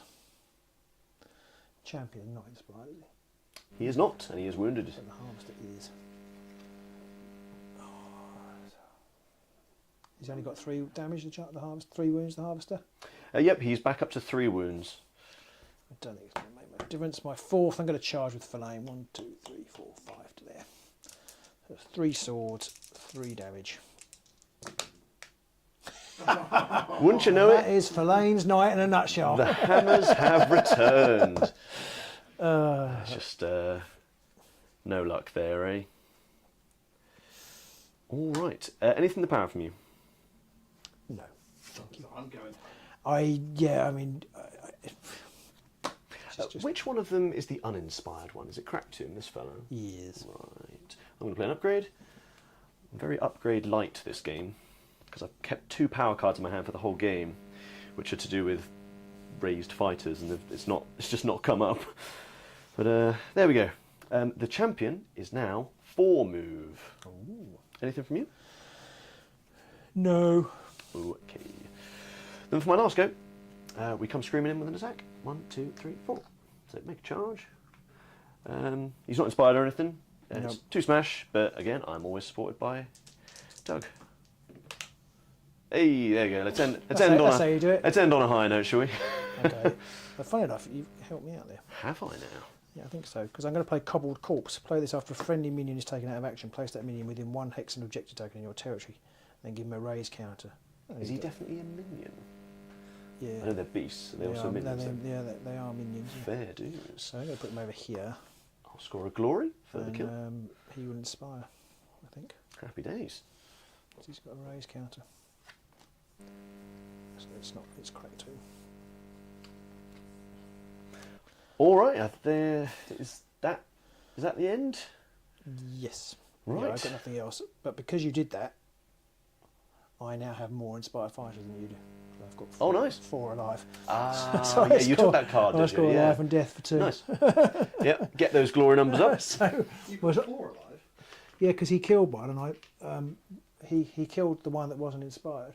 So I bought one back earlier, and then he's killed that one, and I've inspired. Yeah, he's got 4. I've played Cobbled Corpse, which brings it back. Oh wait, yeah, I've only just realised you've only got 3 alive. Oh, sorry, sorry. I'm crying and I can't see through the tears. Sorry, yeah. Sorry. You know when I don't know whether you do this. I do it quite a lot. You make a mental calculation. And you think, oh, that's all right. As long as I keep one of those alive, it'll be all right. But the ones that I were thinking about keeping alive with these guys, I've forgotten that she was dead. Oh yeah, of course. Does not compute. I scored just 2 more. Invigorated dead. Just 2 more. Just 2 more glory. Yeah, invigorated. These are the lower scoring ones. I hold the most for lay claim to all and invigorated dead. I got 3 inspired. It's round 3, so I end on 19. So I end on 21. 10. There you go. I mean, one thing I didn't do in this game, which I kind of wish I had done, is keep track of how many times you missed. A lot of times. Oh, the roles have reversed. I don't know if Pete's chair's lucky again. I don't know if I got the crit count right, but if I did, you were both only rolled out 5. Right. So Okay. it wasn't. Did you get the one at the end? Yes. Yeah. You rolled 5. But I don't think Fellaini. Actually, I think Fellaini nearly always misses. Yeah, he did a lot there, didn't he, unfortunately? The other games I've played with them, Fellaini, and if Fellaini misses... That's what I was struggling with. Yeah. There's a lot of pressure on their 2 shoulders, Yeah. particularly him, because he's the fast one and he has a bit more punch. Yeah. And yeah, as soon as they're not pulling their weight, what are the rest of them really doing? And I love them, I really do. And I'm definitely not going to give up on them, but the Daring Devils build I had, the games I was winning by... I was just eking out a win, and the games I was losing, I was getting tabled, I was getting pasted. So I haven't quite figured them out. I'm looking forward to other people maybe figuring it out. They sort of suffer from what the Sepulchral God used to suffer from, which is once you start, I think I've already said this at the beginning actually, once you start losing fighters, you then have to concentrate on bringing the fighters back. Yes. And then you're not doing the things that you meant to be doing. Absolutely, yeah. That can happen to these guys as well. It's the way I sort of think about it in my head is, there were certain opponents that almost beat me because they were able to sort of get ahead of the curve in the fighters killed. If you're only killing 1 person around, you're not doing enough. No. And so I'm going to get away using my multi-moves and my pushes. I'm going to stand on the tokens. But if you're killing 2, maybe even 3 around, you're just getting ahead to the point where I need to play catch-up and use constantly res fighters to even try and score my cards. And so yeah, they both have that problem a little. But they have much better options for, like, because it used to be, you bring somebody back, and then maybe if you're lucky, you'll move them next turn. Now often I think there's still a card to bring one back, isn't there? I had it in my hand the entire time. I just didn't really feel the need to use it. I'm Restless Dead, and I had these 2 in my hand the entire time. Which is bring someone back with a charge token and push someone 2 hexes. That's a great combo to go bang, like in the last power step. Yeah. Oh, I've done it. I've finally knocked him off 2 tokens, and you go bang, bang, there. Yeah. So I've had that problem against Pete. You just can't keep them off, can you? No. You can't keep them down. No. Can't keep a good skeleton down. So there you go. So you can see how he won. It's I was trying to think in the 2 games when I played with mine, the 2 games I lost were both pretty close games, but one I lost against you, which was the Headsman's Curse, and I think you managed to kill my warden in that game.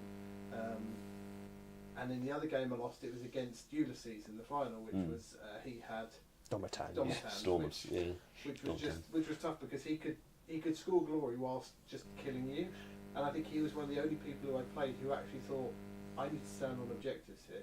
He's got the right ideas. He managed to stop me from being able to get on the objectives, and that's how he managed to. We don't like that as Sepulchral Guard players. No. Don't stand on our tokens. No, these guys just aren't good enough, because once you've killed one, and because you could nearly always follow up.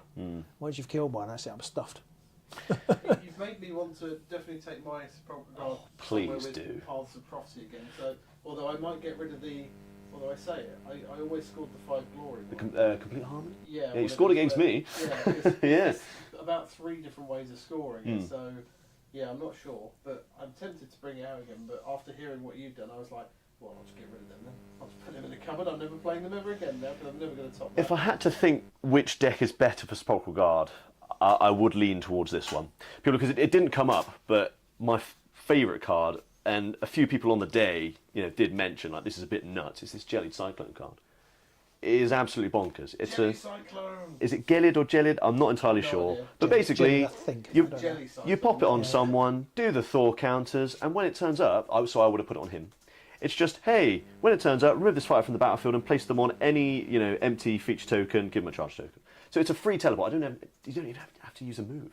No. It's not an activation. Just I get to go hello, and it just makes all the difference in the world for being able to stand on the 3 tokens for the 2 supremacies and stuff like that. Because it allows you, because you put them on an objective, don't you? Yes. Whereas and I think it's not an activation. It's just for free. It's just insane.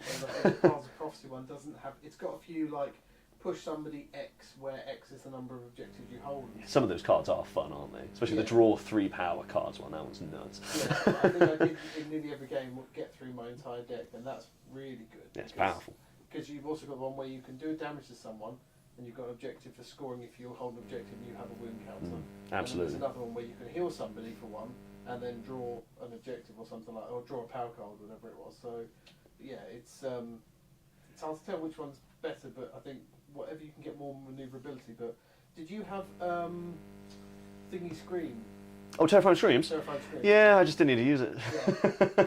Yeah, that's not meaning to rub it in here. The hardest part is to get people off objectives. And it's nice that we actually do have one of the only distractions left. So it's a distraction. It's the old hypnotic buzz. So you need to be within 2 hexes of me for me to use it. But yeah, it's just a directionless distraction. Just get away. Yeah. And so yeah, they have a lot of the right tools to play this game, and it's really good. So I have a question. Why are you such a git? No, I have a question. Do you think you'd have done as well if, notwithstanding the amount of extra games you've had to play, if you played best of 3s? No. There's no doubt about it. Some of those games, right? They just wouldn't have gone the same. Like this whole best of 1, best of 3 situation is extremely interesting to me because best of 3s, that's in my view, it's probably the better way to play. It's the most competitive way. It has a bit of bad luck protection. Yeah. That final was a sad final, because just couldn't hit a dice, and so the whole thing was just moot. But in the middle of round 2, I'm like, well, what time did you finish? In the day, yeah. We finished at about. Just a bit before 7. I think. Right, because we've mooted whether you should have the final as best of 3. It would have been more apt here. Yeah. I mean, me and him certainly would have gone, yeah, I'll stay. With the poor fellow giving me a lift home, Andy might have been a bit cross. Like, Andy, do you mind waiting for me?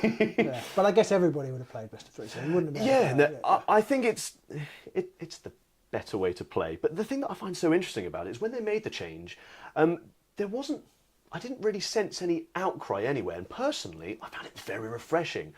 Because I was just more of a casual player. I mean, I know what I'm doing, but I was never one of those that was going out there going, oh, I'm going to win.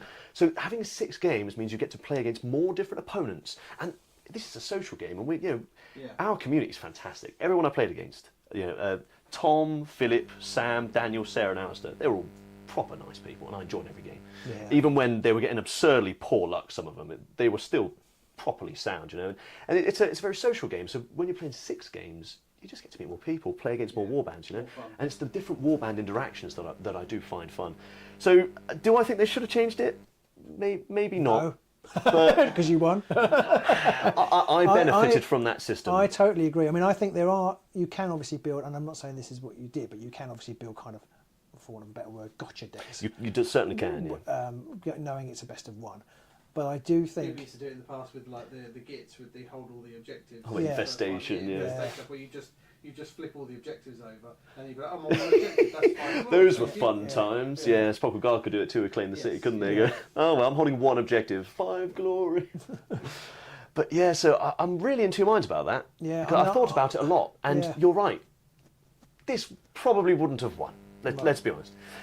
Because I don't know, because it's very hard to stop. Apart from, I mean, in the first game, you think, oh, should I go after the warden? And by the time you realise that you should have done it, it's too late. You'd be shocked how many people didn't even get to try. So for the second game, they might go after the warden. But you do have to have, I mean, there are certain builds that could definitely seek the warden, but there are a lot of builds that can't. Like my Force of Frost can't. Also, this can't. I mean, I know it's not a very good deck, but this can't. If you can charge with Fellain, but if you miss, then Fellain's probably dead, or the warden's gone. Also, if you're going for the warden, you're also probably not going for your other objectives. Yeah. Meanwhile, the Sepulchral Guard is still running on the objectives and scoring stuff. So even if the warden does die late in the game, it's a little bit damned if you do, damned if you don't, isn't it? Yeah, in the game we played, you killed my warden. I think our game was only about 2 or 3 glory difference though. So it was the very start of round 3 I killed it, wasn't it? Yes. And you were massively ahead of me, but in that third round, the headman and the others just suddenly really picked up the slack. And I went chop, chop, and hit every attack, wasn't it? But I do feel, because I think GW obviously wanted this to be, when they brought it out, the ultimate competitive game, but it isn't, because the people who play it aren't, mostly. I mean, obviously you do get competitive people, but mostly people, like you say, they're all really nice people who just want to have not a beer and pretzels game, but they just want to have a chat over a game that's fairly, it's not terribly taxing, and it's just fun. So I think, you want to play as many games as you. Saying that, somebody did comment on one of our videos, and I sort of chatted to him, and he responded a couple of times. He did say that he's from Poland, and that was where they played Championship, and he did say that Polish players tend to look, and I found this in my work, that Eastern European people tend to be going for the highly effective, very efficient, ruthless method. So, when they're playing a game, they like to have the best build that they can make. So that's Championship. Exactly, and that's why they play Championship. And I think that there is a cultural thing there, but in this country, definitely, I think a lot of the time people are much more laid back about it, and they're quite happy with just playing slightly more casual games. Something that's playing on my mind a little, because obviously I've got this golden ticket now, right? And so I've been playing best of 3s for longer than I've been playing best of 1s, but we have sort of relaxed. It feels like the competitive scene here is more relaxed, and I'm not. I worry I'm not getting as much practice as I should for the best of 3, because it's a skill in itself. It's not only to do with the boards and which boards suit the right purposes, but it's adapting to your opponent and their strategy, because you can't do very well in this game without being able to complete your objectives and also trying your best to screw over what your opponent's trying to do. Yeah. So you need to take that into account. You need to adapt on the fly, and that's what you can do in a best of 3, isn't it? So it is the most competitive way to play, I think, and I wouldn't mind if it came back, but at the same time, I'm not sad, because it's really fun. We all really enjoy it. The day is nicer. Yes. It's not as sweaty. You're not sitting there, going, oh God, we've got an hour and 45 to get this done. Well, come on, hurry up. Because that was a thing as well, wasn't it? You would have to tell people. I don't like telling people anything, but I've had to do it frequently. Yeah. Someone would be real struggling, they're trying desperately to score these cards. Especially as the day goes on. You've got to hurry up. Especially as the day goes on, you're more and more tired. I don't know if it's the same Sarah, I played Sarah Murray at the tournament in Market Harbour, and it was the last one, and it was 1-all. It was best of 3, and it was 1-all, and I was just like, I know I'm not going to win this, because I'm on my knees, and I was literally just... I don't really care. Yourself along, I won the first game, and I thought, and I could see myself losing the second game. I thought, oh no, I'm going to have to play another one. I remember that feeling, yeah. Oh dear. I think at one point you said just now that I wanted to quickly address was, you said that obviously in best of 3s you have to try and do your best to throw your opponent off whilst trying to score your own stuff and adapting to them, which I think is true, but I think the deck you built there, this works anyway by default, because most of your opponent's stuff is generally kill stuff. Yes. And you're like, no, afraid I'm not dying. I enjoy that a lot, yes. Does prove that, I mean, I played multiple opponents, I'm sure you have as well, where they just got cards they just can't score, because they're like, well, I need to kill people, and I can't, they won't stay dead, so I'll get rid of this and I'll get rid of that, and you're like, I'm still scoring everything because I'm doing my thing as a byproduct. That's the fun of having a 19 glory deck, because you're sitting there going, all right, well, if you want to play this game of, you do what you want to do and I do what I want to do, I'm going to win. I suppose it will be interesting to see whether your win changes the meta, because to a degree this wins because there's nothing, people don't counter it because they're not expecting it. That is very true. Whereas now people might, I don't know what tricks there are out there to counter it, but people might start including more, especially if you're playing the World Championship final. They'll be thinking, well, I've got to allow for that thing that you might not have wanted to do because you might have wanted to hold the objective, but you could have flipped it. I did wonder about that. Yeah, I mean, people might start doing that a bit more, but in reality, you generally still have enough activations to flip them all back again before the end of the round. Oh, you bugger. That would actually really screw over some of these now. I stop and think about it. So cards like Undying Watchman, it's after your activation. So if you flipped something, I can't delve it until after the activation. So I would have, if you flip that and I can finally get someone on there, would I would need to.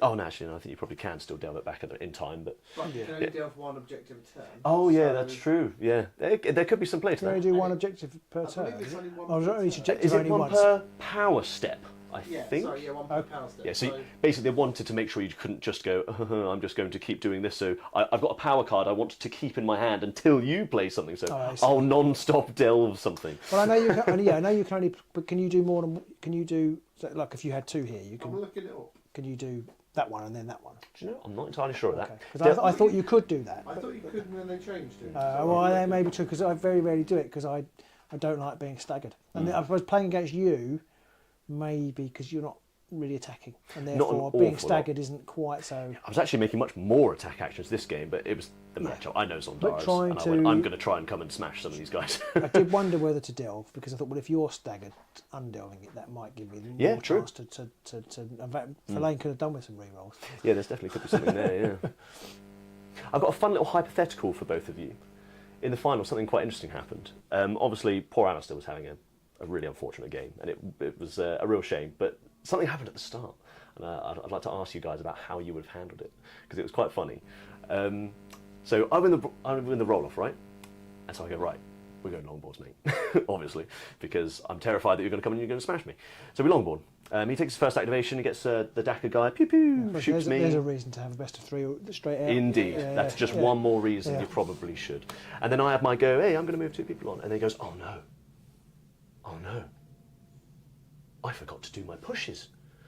Because the head crackers get to do that, right? So, what do you guys do in that situation? Have you already moved? Oh, I'd have had my go. You've had your go, and where? The pushes wouldn't have changed anything that I would have done. Right. So nothing. Nothing. In that case, I probably would have let. Yeah. There was this small part of my head that was like, I'm going to be a greedy goblin here and go, I know. But in the end, I went, I can't do this. And I said, no, go on, mate. Yeah. You do your pushes. I was a bit scared because they're coming closer. But John, the games developer, was officiating our match. John Bracken, that's the one. And so he came up to me afterwards and he gave me a little present. Ooh. Yeah, it's a one-of-a-kind little card here. Legends. And it says, name the bearer, and their model is officially a nice guy. So it's from JB, from John Bracken. He went, that was sound. You weren't mean about it. He goofed. But and I think most Underwars players are like that. We had a discussion. I don't know what you think about this. We had a discussion about not telling your opponent what your rival's deck is when you've got if you haven't got a plot card. So if you've made a Nemesis deck with a rival's deck that doesn't have a plot card, and somebody says, "Oh, what rival's deck are you playing with?" and you can say, "I'm not telling you." But I always think, as soon as I do that, it's just inviting bad karma. You're not wrong there. Or I just draw 5 upgrades and go, well, I'm throwing these away. And go, okay, Beast Bound Assault then, is it? It's a fair point. Part of me is wondering if there's meant to be some skill expression there, but it is a fair point, because that happened to me on the day. Right, okay. My first opponent was a fellow called Tom, and he was playing Domitans, and I went, plot card? He was like, yeah. No plot card. I was like, it's probably Force of Frost. Yeah. But then he went to, I'm going to ditch my cards. Oh yeah? I was like, it's Force of Frost. Yeah. But yeah, no, I see what you mean. I suppose you're starting off the game being guarded, aren't you? Going, oh well, might be the wrong foot, but yeah, I can see when you're setting up. it might make a difference to how you. It would be Force of Frost, wouldn't it, for things like Stranglehold? Yeah, but I just kind of feel like I don't need that, but personally, because I don't play terribly competitively. Of course, the further you go up the ladder, like in your case, it's slightly easier for me to say, "Oh, I wouldn't have let him push." But if I was playing in the final and I had been unbeaten all day, I might it crossed my blooming mind, mate. It really did. I'm sorry, it's too late. Yeah. Because you also kind of feel like, well, you've played this far, you can't be bad at the game. You must know your rules. Exactly, yeah, it was the end of a long day, and I went, do you know what? I can't be that guy. I just can't. Yeah. And I think 99, 95%, maybe none of the Polish players, but 95% of Underworld's players would have definitely done that. There's definitely something to be said for, at the end of the day, we're just playing a little tabletop game with some plastic toy soldiers. If you're going to get that way about that kind of thing, it's like, okay, if you really want to do that, then fine, but dude. Well, that just makes me wonder how I'll do at the World Championship. It's like, maybe because I don't. It's the World Championship. That's best of 3, isn't it? Oh yeah, it'd be best of 3. Yeah. So I'm going to have to get my practice games in with some of my regular practice partners. I've got my mate Dan that I play with. He's my best bud. He's a good practice Vassal, opponent. maybe? Do you play on Vassal? I tried it, right, and I like it, but the magic's in the models, right? Yeah, absolutely. I want this. I want to play with friends. Dice. Yes, absolutely. I really have time to sit at home on the computer and do something. So if I've got time to do that, I've got to do time to do something useful. Whereas meeting up with friends and playing is useful in an entirely different way. Makes the evening, doesn't it? Exactly, yeah. And you can have this kind of chat afterwards. And I know when you're on Vassal, you can have a Skype chat with them or a Slack chat or whatever you're using. You can chat with them via that. But at the same time, it's not quite the same, and you're not there in person. You can't have as much. A lot is lost when you can't see the person and interact with them directly. Yeah, because even your comments, if you wanted to make like a funny quip or something, if they can't see your facial expression, it could be taken as a you're just, your comedy tease or something. Could just be seen as artiness rather than anything like that. Maybe there's an art to it, but I've played it a little bit online. That was just out of necessity during like the lockdown days and stuff. Yeah. I've got a question, but I've also got a clarification. So for Delve, in place of a player playing a power card, a player can instead delve by flipping one feature token. A player cannot delve if it turns to a blocked. When they do so, they stagger that fighter. Each player can only delve once in each power step. Okay, so there you go. So, it's not to do with the specific token, just delve once in a power step. I think you're right. I think they did change that. Yeah, I'm sure at one point you could do them all. In fact, I feel like you might. You could, if you had enough objectives, you could just get to the last step and flip them all and go, well, it doesn't matter, I'm staggered now. Yeah. One thing I was going to say is, talking about Vassal, did you ever play Warhammer Underworlds online? Oh yeah, I love Warhammer Underworlds. Well, front and centre on the box was Sepulchral Guard, so I was like, oh, I'm buying this game. I really enjoyed it. It was nice. It didn't last for me because it's again the magic's in the models. I couldn't wait to get back to the Shadespire meta again because I was like, oh, escalation, blooming ready for it. This is brilliant. I'd love to see it all again, but I think it suffered by not being up to date with the meta. They tried a little, didn't they? It was strange. Yeah, so people then didn't want to play, and then it just never quite got the audience it deserved. When they built it, it took them so long to add new stuff in. Yeah. And I get that some of the interactions GW can do with one line on a card can be game breaking. Yeah. With when you're trying to code, I suppose. And trying to write that logic out. But a lot of people who were game writers who were playing it were openly criticising it, sort of saying, if you'd used this system or this software or this platform to write it on, this stuff would have been so much easier. And I kind of agreed with them a bit. I felt like they always went the wrong way with it. Because there was no player interaction. And that's like 90% of the game. Yeah, it's a social game, isn't it? Really. Whereas I don't know if you've both played Hearthstone or a various little, games like that. You've got all those little emotes that you can do. You can't talk to them, but you can do various emotes. And I just thought, if in that game you had a little picture of if you'd had little, horses for courses. If you'd had like a little Magor in the corner or a little Sepulchral Guard, it's the warden or something like that. It started sweating. Yeah, do different things. You could just make him sort of like rage or that might have been quite good. Skull thrown or just sob. Those kind of certainly things. would have made the experience. It would have made it much more interactive than what they went for, and they seem to just go for the graphics stuff. Highly detailed rendered board and things. Stuff. Like, you don't really, as at Vassal shows, you don't really need that. Exactly. They should have gone for like simple 8-bit graphics because they had so many problems with people's graphics cards and all that kind of stuff. That's strange. I did. It broke my graphics card. Yeah. Bear in mind, it was a bit of a rubbish one, and I had to then upgrade my computer. But yeah, I installed it, played it, and went, this has screwed up my graphics card. Yeah. I wasn't even aware that was a bigger problem. There were so many people who had problems with it because of I don't know, the way they coded it or whatever it was. That there were lots of people who had problems with it, and they had loads of faff early on getting the game to work properly. And I think really interesting. I was like, they should have made that an isometric 8-bit game. It would have been. They could have saved all that time and effort on the graphics side of things. They could have had that all into the gameplay.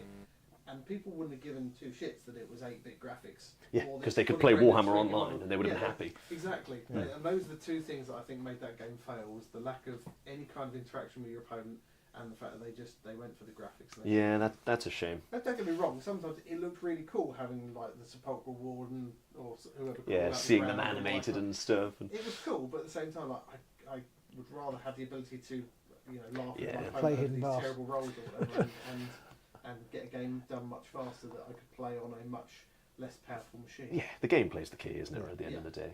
So it's coming up to 10:30, which I think you've got to go up early in the morning. I do indeed. I have got another question. So when is do you know when the World Championships is? They told you when it is? Do you know, it's funny because I'm not sure whether, because I had a conversation with the boys down at GW when they were taking my details, and I'm now struggling to remember if they told me or if I found this out online. Okay. But I think it's November, right, and I think it's in Atlanta. So I think it is in Atlanta. So we'll have a whole new core box. Yes, and several other rivals decks. That's something I was thinking when the person who asked about taking this, when I'm taking these, that's something that I definitely should have said. I was like, it entirely depends what comes out. Yeah. If another Sylvaneth warband comes out, I flipping loved your Tharis, loved them. If they had some sort of version of Sylvaneth again, I would very seriously consider taking that, just because I love them so much. But unless they're as bad as Will Tharis. Yeah, that would definitely put a dent in it. Yeah. But on the best of 1 versus best of 3, Gareth Davies actually, and Gareth I think was the gentleman who came second. He was saying that he thinks that 2 games is the best format with points for each game. Then both warbands get to have a choice of board. Yeah, I've not tried that. We've talked about best of 2 before, haven't we? Certainly be nicer for the time frame, because that third game when you have to get in, you got an hour 45. It becomes way more stressful, especially now because there's so many more warbandings. When Shadespire started, it wasn't too bad because nobody did anything. No. Whereas now every warband's got 58 reactions. Everyone's got layers of complication now. So I think the game. You need longer, and then it makes your day longer. You could possibly fit 4 best of 2s in, maybe. I mean, I know it's 8 games versus you played 6, didn't you? But it's you haven't got quite so much it's setup and stuff like that. So certainly something you could try. Yeah. It's just it'd be a bold change, but hey, I can't critique it until I try it. So, I do think that it would get rid of a little bit of the potential to say, oh, you only won because you longboarded me, or you only that absolutely happened. Exactly. But his dice sucked as well, so it might not matter if you were dead on. If his dice sucked, his dice sucked. But at least if you did that, you'd be able to go, well, I longboarded you and I hammered you, and in the second game we were dead on, and I still hammered you. So or even I didn't hammer you, but you didn't hammer me by as much. Kind of thing. Yeah. So I win. The more we talk about it, I do miss best of 3s. So have you booked your flight yet? No, I don't book it. Oh, okay. I've just given them my details. Okay, so they do it all for you. Oh yeah, it's all paid. Oh, I see. Okay. See, this was a bit of a discussion before. Right, okay. You see how some tournaments give out a few tickets, right? Yeah. They're normally the unpaid ones. Right, oh, hey, you've got a ticket, but you make your own way there, buddy. Yeah. So for this UK GW one, a few of us were sort of wondering in our heads because we didn't know all the details, but we went, how comes there's certain events that are getting 3 tickets, then there's 30 people, and this one's got 19, there's only 1? Well, the reason being, they're paying for flights and hotels. Yeah, although nobody really knows why they're giving out 3 tickets to certain events, and other events like ours. Come on, Age of Sigmar golden tickets. I mean, We wouldn't be paying for the flights. No. No, but you might get some funky tokens to take with you. So that's all handled by GW. So they're going to email me. GW airplane. My flights, I hope it's not made out of plastic. Oh, well. Or resin. I've got, especially not resin. I've got one question then. So, slightly personal question. You are with somebody at the minute? You live with somebody? I'm married, I've got a wife. Married, right. How did she take it when you said, I'm going to America to play plastic toys? She was very surprised. Yeah. And I'm surprised that she didn't immediately sort of tack on, but it was only the next day. She's very supportive of my wife, so she was very enthusiastic for me. But it was only it was only the next day that we really sat down and thought and went, we can't. I'm not booking the flights, right? So we could just wait until they book the flight. We see the flight and go, quick, let's book another ticket. Maybe she can come with me or something, because obviously they're not paying for her. But no. So that's got her a bit excited. Okay. Because so she might get to go to Atlanta. Yeah. Well, I don't know what Atlanta's like. It might be a bit cold in November. Atlanta's a bit like Vegas, isn't it? Is it? It's got gambling. There's a lot of gambling there, isn't it? That's Atlantic City. Damn it, Atlanta's the home of Coke. She probably drink a lot of Coke. Oh, really? There you go. Coke. Yeah, give that one a go. Coca-Cola, by the way. I've been told the food is quite something. We're all British, aren't we? So in Atlanta or in America in general, like my dad's been and our friends have been, and they all say the same thing. Like the food is you're going to enjoy, and I'm dead looking forward to that. I've been to Vegas 3 times. Every time I've come back, I've been craving vegetables. Really? I'm like not eating a vegetable. It's been grease and salt and sugar all the way. Is it? The food is a bit like that. The food is massive. We went to New York when my oldest was quite small, and he hadn't had a vegetable for days. He started to get a bit backed up, so we said, can he have some broccoli in this restaurant meal? And they brought. There were 6 of us. We went with some friends. There were 6 of us. No, they didn't bring that. They brought out a plate of broccoli that fed all 6 of us. Yeah. They don't do anything by half. Exactly. I was like, well, I suppose we can find some broccoli, and they come in with like all of the USA's broccoli. Sorry, how many cloves did you put? I mean, we went somewhere and we were like, there's five blokes and we can all eat. We went to a steak place and we said, how much is the side of fries? How many sides of fries should we order for 5 of us? And they went, you probably want 2 for the 5 of you. We managed to get through 1 just about. Goodness me! How are people doing this? Wow. It's impressive, really, I suppose. But I'm looking forward to it though. Yeah. Just a little nervous, if I'm being honest, just because I think that's we reasonable. aren't playing at what I would describe as the most competitive way to play. That's all. So there's elements of the game which I'm not going to be as well practiced in. So I'm going to have to put into practice. I don't know how many championship tournaments have got tickets. So I don't know how many. I think most. Was the Polish one championship best of 3? No, it was Nemesis, I think. No, the championship one. Oh, the one that was recent was Nemesis, though. Yes, the one before. Oh yes, with the Sepulchral Guard. Was that best of 3? I don't know, probably. I think we're the only place that does best of 1, as far as I know. I've not heard of anyone else doing best. It'll be Nemesis, won't it? Yes, the World Championships is always Nemesis. Yeah, so there's that at least. Yes. If it was Championship, oh goodness me, it would have been. I would have been frazzled having to try and practice a new format. But and I think people, maybe I'm wrong, but I feel like people are taking it more casually. So maybe, hopefully he'll be all right. Our man, I don't think is going, is he? Unless he's going to go and defend his title. I think he said he's going to go. I think he is. Yeah. Okay, I thought he said he'd given up now. He'd won, but maybe he is going. I think he did step back a little because he plays more Shatterpoint and things now. Yeah. But I could be wrong. I seem to recall him saying that he was going to just go back, just to go, come on boys, take it from me. And that'd be nice to meet some of the Path to Glory team and all that. I'm sure they're a nice bunch. Sure they are. Yeah, are you going on any other podcasts? Have you had any other invitations? No, none yet, but I'm here. If anybody wants to speak about it. If you want to become a 3rd wheel on the Agents of Sigma, obviously let us know. Oh, hey, I don't live far away. No, I was quite excited to discover that. And we had a new patron who didn't live very far away. Yes, a new guy joined today, didn't he? Very exciting. So that's another one for It's a new club member. So I think we had 13 at the club last time. So it's growing, isn't it? It is. Not bad. It's doing well. Nice. I think the first night we had about 6 or 8 people. Yeah. And even that I was quite surprised by. And we've not. I'm waiting for that one where we go and then nobody turns up. Yeah. But lots of people keep saying, "Oh, I can't make it tomorrow," and then they will turn up anyway. Yeah. So, oh, okay, we're actually getting quite a few people here now. Which is normally the opposite way around. People normally say they are coming and then don't. Yeah, exactly. That's the British way. I Heart Jay says, "Where is the club?" It's in Red Hill. Red Hill. So yes. I don't know where you're based. I Heart J. Before we go, I just want to give a little shout out to Sarah because she was awesome, right? She was playing Crimson Court, right? And again, I longboarded her, right, poor lady. But it must be Sarah. Was it Sarah Murray? I don't remember a second name, unfortunately. I played Crimson Court. Did she have glasses? No. No, I can't remember. But on the day, she brought little 3D printed Crimson Court deck boxes for everyone. She gave one to me. Oh, Legend. Wow, yeah, thankful for that. Yeah. I was really thankful for that. She is very nice. There was when we played because she was in Market Harbour. She taught somebody in the break how to play. So it was a young lad. Who came Clearly a good person. Yeah, exactly. Taught them how to play, which I wouldn't barely speak in the break, let alone teach somebody how to play. That's enthusiasm. Yeah. I'm just replying because someone's saying I Heart Jay was asking about. Said he's in Guildford. Oh, okay. I mean, we have people coming from further afield. We do, yeah, so yeah. Guildford's not a million miles. It's about half an hour away. Yeah, probably. Yeah, depending on which side of Guildford you live. Distance as you, really. Yeah, I was just in Guildford today, funnily enough. But I drove past here to go home to come straight back. It's great fun. Just come straight here. I don't think everyone was going to appreciate me dipping around at 5, going, "Oh, you don't mind if I come for dinner, do you?" We could have gone out for dinner. We could have gone out to the highlights of Red Hill. Plate of broccoli. Yeah, so if there's anybody else nearby, if they're interested in coming to the Red Hill, then do check out our Facebook page.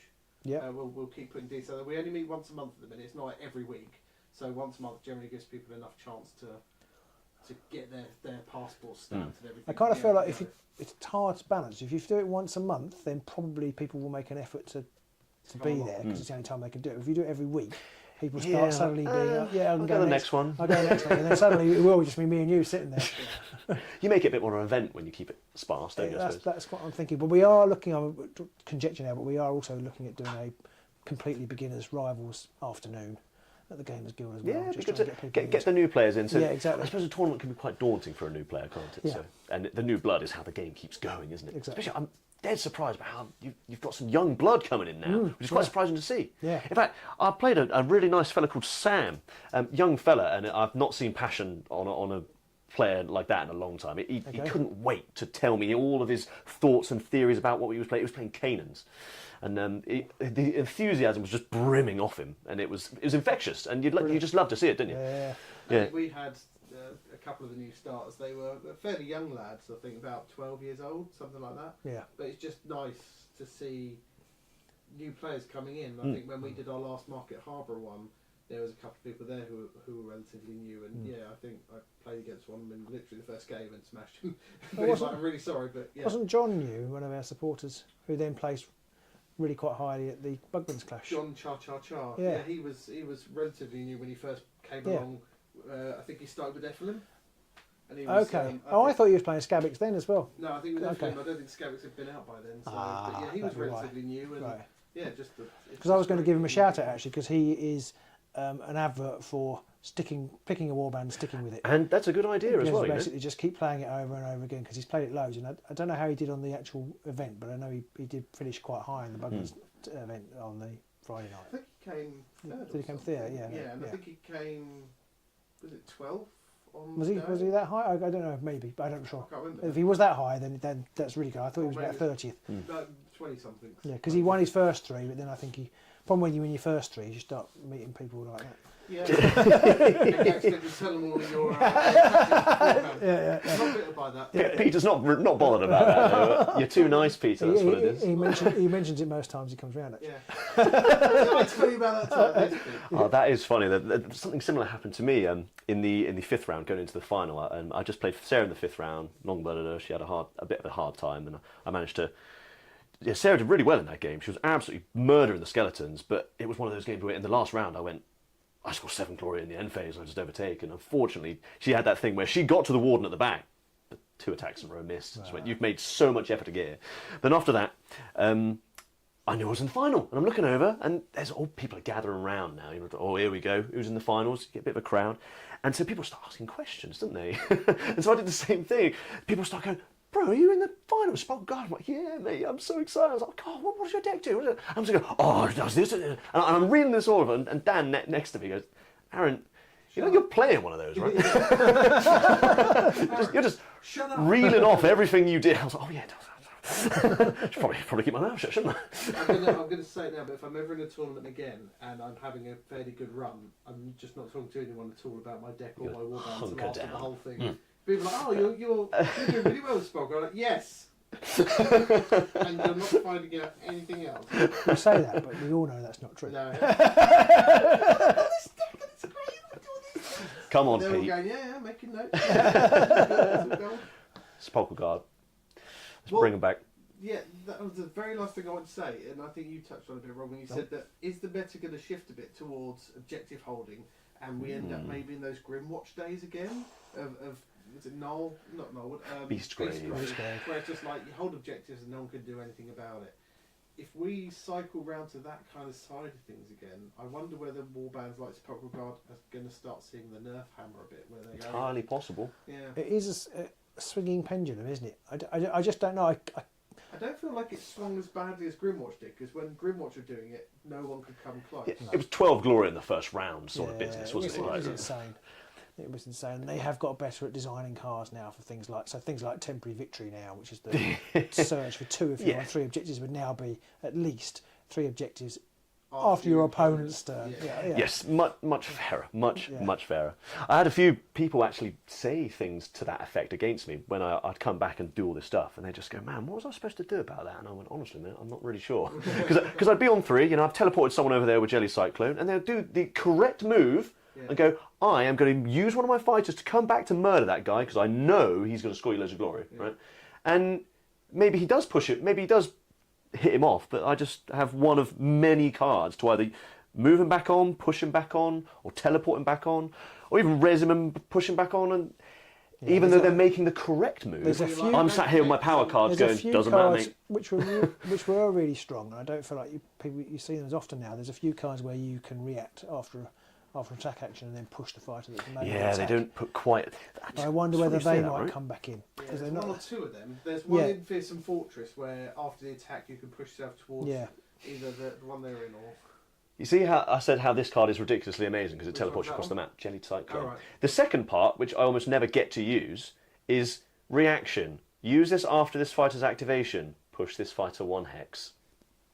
It's just anything they do, they could make a charge and then just push themselves back on. It doesn't get used awful lot because this is where you get teleported far away so no one can reach them. But ultimately, you could just flip the script and go, well, this is Duelist Speed, which was a fantastic card. Activation, charge, kill you, push onto the token, which I've not had a chance to use it like that yet. But and I think that, in those situations where your opponent does make that right move and charges back and absolutely murder death kills that person, you're like, well, I'm already standing on 3 objectives over here anyway, so all you've done is taken another one of your fights away from my warden and the rest of my fights. Yep, that's a win-win. Fine for me. So I was frequently standing on 4 at times as well, and even 5. In the end of 2 games, I was standing on 5 objectives. Like, claim the city. Here we are. That's quite common. With this, in my experience playing you, it's quite common that you'd be on 5. Yeah, these guys are awesome. And what I would tend to do is, depending on the cards I had as well, is I would quite often then flip the ones over in my opponent's territory because it's very unlikely they're going to go and kill me still. But it's even less likely that once they kill me, they're going to jump on that objective and flip it back over, so I can still have the other 3 objectives. Score my versions of supremacy, score the hold all the objectives 1 for 5 glory because I've only got around 3 objectives and all that kind of thing. You're like, you're not going back there. No one's going to run one of their fighters all the way back across the board just to flip an objective. So that was always a good move as well. So right, any more questions or are we done? No, we've not had any more. So I plugged to check us out on Facebook and stuff like that, and keep an eye on the club night, and that we'll update people. I think the next one is the 21st of May. Yes, so we do have the tournament on the 11th of May. Yes, we do, so there's still tickets left for the tournament. I think it's going to be a fairly beginner-friendly tournament there as well. Not all you... Are you coming along? Or? I couldn't come. I will strive to come to everyone I can, but this one I couldn't. Most of the big guys have been up at Warhammer World this weekend. Can't get their passport stamped twice. So exactly that. So we haven't got that many people coming. So it's about 16 now. 15 or 16. Yeah, that's right. Yeah. Still not bad going. No, it's good. It's a testament to the little, the gathering, the group, the crew that you guys have now. We're very grateful for it. That's definitely what we've wanted to do, is to build that local. Yeah, you've got a community now. Yeah, so. I suppose it's because I feel like we ought to be going upwards, and we nearly went upwards last time, but then people dropped out, so we went back down to the same number. It's a bit disappointed to get fewer people, but I think it's the time of the year. May people start getting busy. Did you say you was going to do another one in July? We are going to do one in September. But that's up at Market Harbour. All right. Well, I can travel to it. Yeah. So, but we might do one in the summer. I think we might do a Rivals one. But we'll see. Yeah. We'll see. It depends on what other. Even if it's Rivals, I'll turn up. It might be here. It might be a little further south, but not particularly further south. If it is, Pete's scoping out a slightly bigger venue so we can have slightly more players. Yeah, but I think we need to bear in mind where it goes in the events calendar as well, because it's a little bit too close to the Warhammer World one this time, maybe. Yeah, I think it was unfortunate that there's the weekend we've got ours. I mean, there's the Warhammer one that's just gone, and then for ours, there's at least one on the same day, and there's one the next day as well. And I think one's in Poole, so it's not. There's people further south and south will go there, and people further north. Although people who drive from Poole to come and play here are mad anyway. Nigel, committed to that fella. Very, very should be, but yeah. Yeah. Adam asks, is there a community event calendar with all the UK events in? There is a Facebook group. Yeah, I don't know. Something like Underworld Events or something like that. Do you ever update it? I do put when we have our events. I always forget. I think the people who run events, I think, are pretty good at updating it, apart from me. Yeah. So do check out Facebook. There is a community events sort of group on there, and we put our stuff on there too whenever. Yeah. Brilliant. Well, thank you for coming, Aaron, and thank you for having me. Educating me in how to win. You kindly picked Zondaras, didn't you? Yeah, I do regret that. I do regret that. The problem when you have a game like that, I mean, I haven't scored no goals. Your third round definitely picked up. It's just a bit too late. It's like now it's like I don't ever want to play these again. but I'm not going to give up on them. I kind of feel like I should. Yeah, exactly. I don't want to give up on them. But I am going to go back to the Grimwatch, and I might try and play Grimwatch with these guys. I think people are not paying as much attention to this as they should. 3 people, as far as I can tell, took this to the 92-person clash. Right. This is all, but it's objective play. I guess there's not many people doing it these days. No. But the Grimwatch got a bit more flex. I don't think they can score. They haven't got a. Like you've got the supremacies. Yeah, they haven't got so many. But we'll see. They have quite, ironically, Sepulchral Guard are quite manoeuvrable with all their multiple bodies. Yeah, because it used to be that the Grimwatch were more like manoeuvrable Sepulchral Guard, but now Sepulchral Guard are like manoeuvrable Grimwatch. Yeah, because you can put in redundancies, can't you? Go, I'm going to move 2 fighters, one on there and one goes there. If you kill that one, someone else is running on their next turn. Well, it's quite hard. It's quite hard for the Grimwatch to move multiple fighters. They've got a couple of cards. But they haven't. It's quite hard to move multiple fighters otherwise. And their res mechanic isn't quite so good. Yes, it can be go anywhere, can't it? Yeah. I mean, it can be much better. Yep. Easier to get down the other end of the board. But it is because that's the key. Tends to be what I use it for. For this deck, that is the key. So much of this requires an objective in enemy territory, and certain players really did make that extremely difficult. I think Sam was the best at doing that because he had Canis Reapers. So they would just move forward. I'm like, how can I get past this? Yeah. So what this deck has to do is aggressively cycle a lot of the time for either Jelly Cyclone or Startling Reformation. It's very important in a lot of matchups. Not so much in this one because I can just move up there, but I will aggressively mulligan if I'm worried. But there you go. Aggressive mulliganing. A couple of Underworld's buzzwords. Oh yes. I don't do many things aggressively, but mulliganing is one of them.